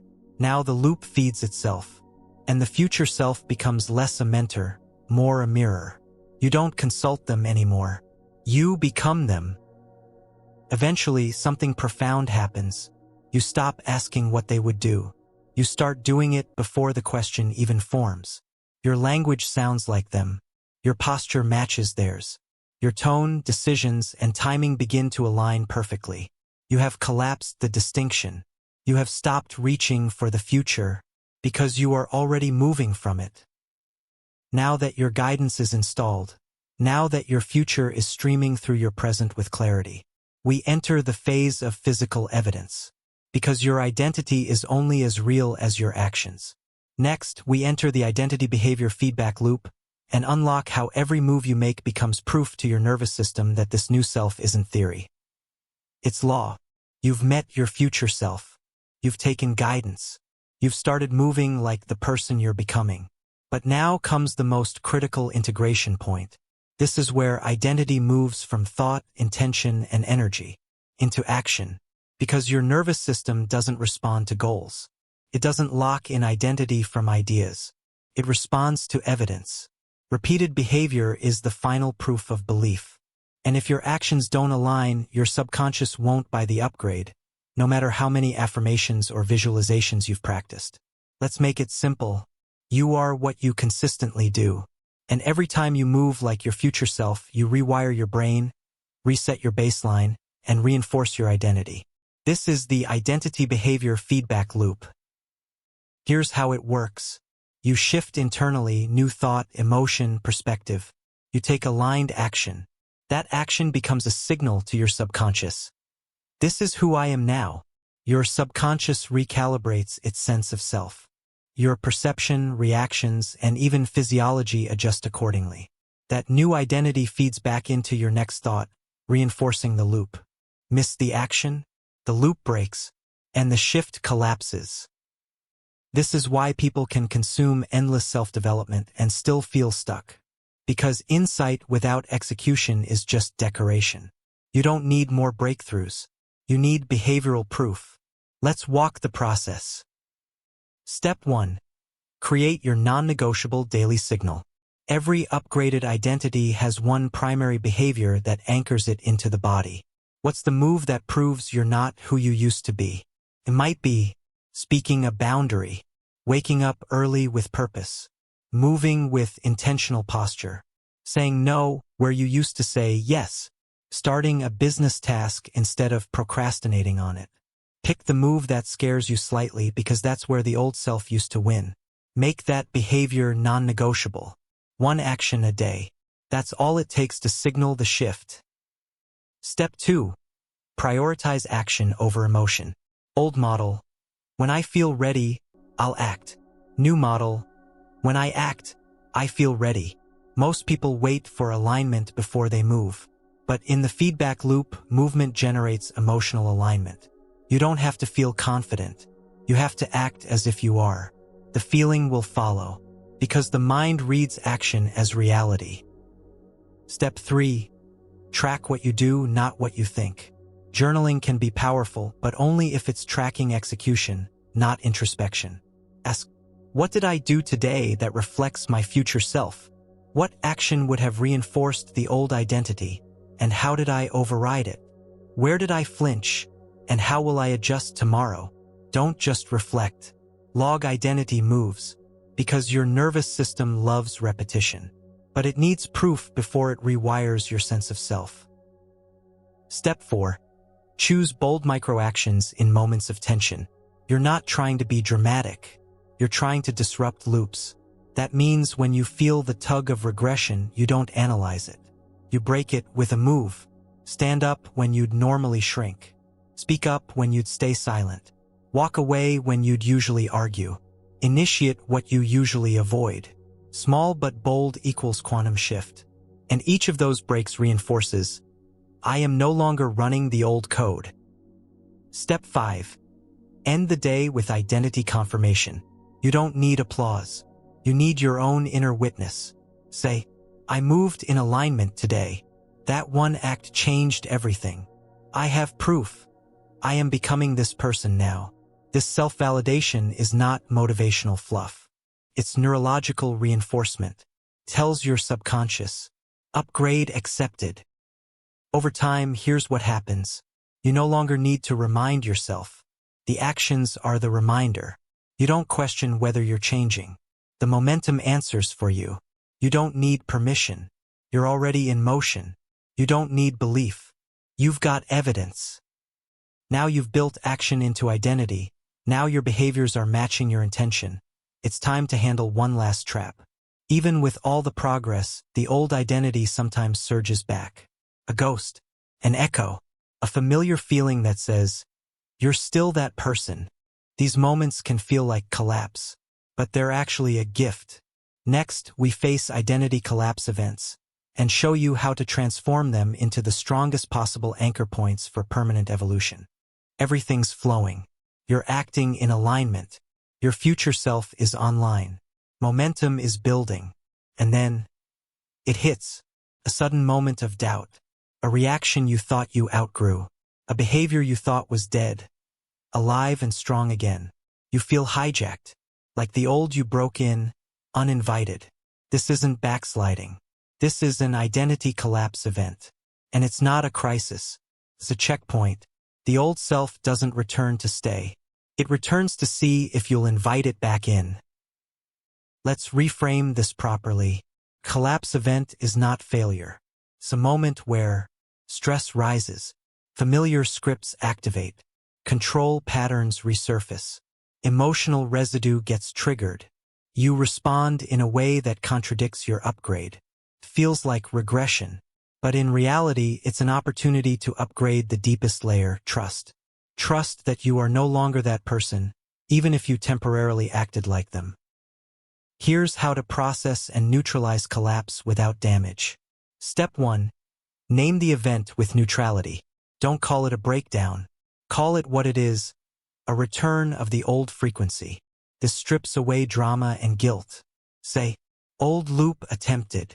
This is the residue, not the reality. This isn't who I am. This is who I used to be when pressure hit. Labeling reactivates the observer, and that alone shifts you back into power. Step 2. Document the collapse clearly. Don't avoid it. Track it. What triggered the reversion? What emotion or fear was beneath it? What did you say/do that echoed the old self? What would the upgraded you have done instead? This isn't self-blame. This is pattern analysis. Because every collapse holds a map to a stronger version of you, if you decode it. Step 3. Inject a post-collapse correction. You can't erase a collapse event, but you can override its residue by making a rapid opposite move. Examples. You shut down, speak one truth clearly. You lashed out, offer one act of integrity. You froze, take one bold step forward. You self-sabotaged, reinforce one non-negotiable boundary. This isn't about pretending it didn't happen. It's about showing your nervous system you're still in charge. Step 4. Declare the identity reaffirmation. After every collapse, you must anchor this truth. That version of me is not gone, but it is no longer in control. I know how to lead through collapse. My upgrade includes the capacity to rebound fast. This tells your subconscious, we're not perfect, but we're stable. And stability is stronger than perfection. Step 5. Audit your collapse cycle timing. Most collapse events are not random. They happen at the same thresholds again and again. Right after a breakthrough. Right before visibility. When intimacy increases. When control is challenged. When success appears close. Track the pattern of return. It'll show you exactly where your identity still feels vulnerable. And once you predict the pattern, you control it. Eventually, you stop fearing the collapse. You see it coming. You preempt it. You respond with grace, not panic. You get stronger each time. And that's the paradox. Collapse events, handled with awareness, don't weaken the identity. They weld it into permanence. Now that you can move through breakdowns without identity loss, now that every stumble becomes structure, you're ready to seal the upgrade, because transformation isn't complete until your default self becomes the new you without effort. Next, we step into quantum lock-in and reveal the final signs that your upgraded identity is not just active. It's now your baseline. You've withstood collapse. You've acted from alignment. You've rewritten your inner voice, your space, your habits, your code. But how do you know the shift is permanent?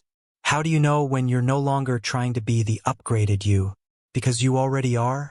That moment is what we call quantum lock-in. It's not theoretical. It's not motivational. It's a real, observable shift in behavior, energy, and perception.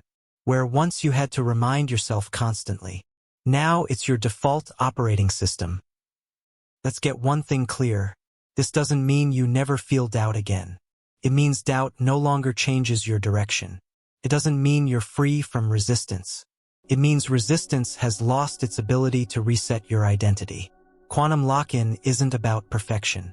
It's about stability. The frequency you used to access through effort is now the one your system boots into automatically. So what are the real indicators of lock-in? Let's walk through them clearly. Indicator 1.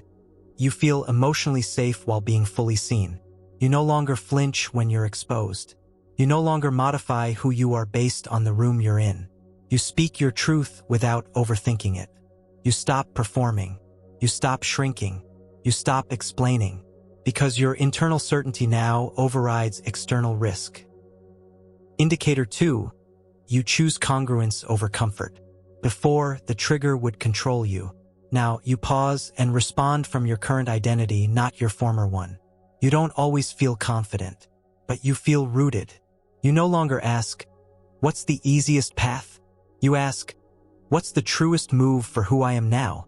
That's identity sovereignty. Indicator 3. External results no longer define your identity. You still want the win, but you don't need it to confirm your worth. You might lose. You might be misunderstood. You might be underestimated. But none of that shakes the center, because who you are is no longer dependent on feedback loops. It's anchored in internal alignment. Indicator 4. You hold standards without self-conflict. Before, raising your standards felt like tension. Now it feels like truth. You no longer tolerate misalignment in relationships, language, environments, projects, boundaries. You don't need to justify or explain. You simply act, because you are the new standard now. Indicator 5. You forget how you used to live. You no longer relate to the version of you that tolerated chaos. You can remember it, but you can't access the emotional tone of that version anymore. You're not pretending to be upgraded. You are. It's not effort. It's identity. And here's the ultimate test of lock-in. When challenged, you don't regress. You refine. You realign. You respond like the real you without delay. And you do it because it's natural, not forced. That's when you know the quantum upgrade is sealed. Now, that doesn't mean the work ends. In fact, something surprising happens next. As soon as the identity becomes stable, teaching it to others becomes the fastest way to multiply it. Because there's a feedback loop even stronger than repetition. Replication. Next, you'll discover how passing on your code doesn't just help others. It makes your new identity unbreakable. You've reached a powerful place. The new self is stable. The internal voice is congruent. The outer reflection matches the inner blueprint. Now comes the final act of integration before full mastery. Replication. Because what you teach teaches you back. What you articulate etches deeper. What you give away multiplies within. You don't teach because you're perfect.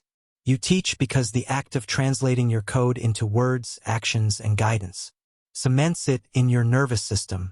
You become the embodiment. You become the proof. And that proof makes your identity unshakable. Let's break the myth first. Teaching isn't about standing on a stage. It's not about recording videos or writing books. It's about mirroring clarity. Every time you model the upgrade verbally, energetically, emotionally, you create an identity echo in someone else. And when they reflect it back, it reinforces your own transformation. That's not ego. That's biological feedback. So how do you use teaching as a tool to lock in your new self? Step 1. Translate your internal process into simple language. If you've rebuilt your identity, you've done hundreds of subtle things, changed your narrative, disrupted your loop, anchored a new truth, aligned your actions, reinforced through behavior. Now speak it out loud, not to impress, to integrate, because when you find words for your transformation, you own it fully. Step 2. Speak from the frequency, not just about it. Anyone can describe change, but speaking from the identity, that's rare. This means your tone matches your truth. Your energy stabilizes the room. Your guidance is felt, not just heard. When you speak from alignment, people don't just hear you. They feel the reality of your new self.